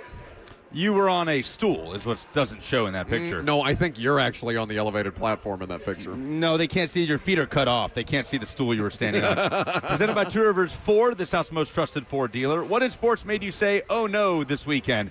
Ashley said both Pavia's brothers getting arrested following the Vanderbilt game. Oh, Suann said the Oregon Duck losing his head. Did y'all see that? Yes. There were so many good ones to bring up, but that, like him losing his head and then immediately sprinting I appreciate that he went with luchador rules where, like, if a luchador loses their mask, they're like, oh, no, don't look at my face. Don't know my identity. I love that he didn't want anyone to know that he was the Duck. Like, just put it back on. They can't see. My eyes. Who will end up being a better college football coach, Deion or Belichick? 83% say Deion over Belichick. I mean, you try not to get that. That's the ultimate wet powder moment. Is Bill Belichick is just going to suck ass in college football after last night. But, man, that was a jarring thing to watch. Which outside linebacker will lead the Titans in sacks this season? Most votes are going to Arden Key, 57%. 28% say Draymond Jones. 12% say Femi. 3% say Jahad Ward. Wet powder moment, Jihad Ward will lead the Titans in sacks this year. I would take that. I mean, Arden played well down the stretch. I think he was trying to get traded. How many? But he did. How many teams can feasibly win the SEC this year? 39% are saying 3, 30% say 4, 16% say 5 or more, 15% say only 2. Those are the polls. Come to Titans House. Get some free Hattie B's hot chicken. that is the show. We appreciate you guys hanging out. Stay tuned. Blaine and Zach, 3HL. After that, no prime time for us tonight. So the next time we catch you will be tomorrow morning at 10 a.m.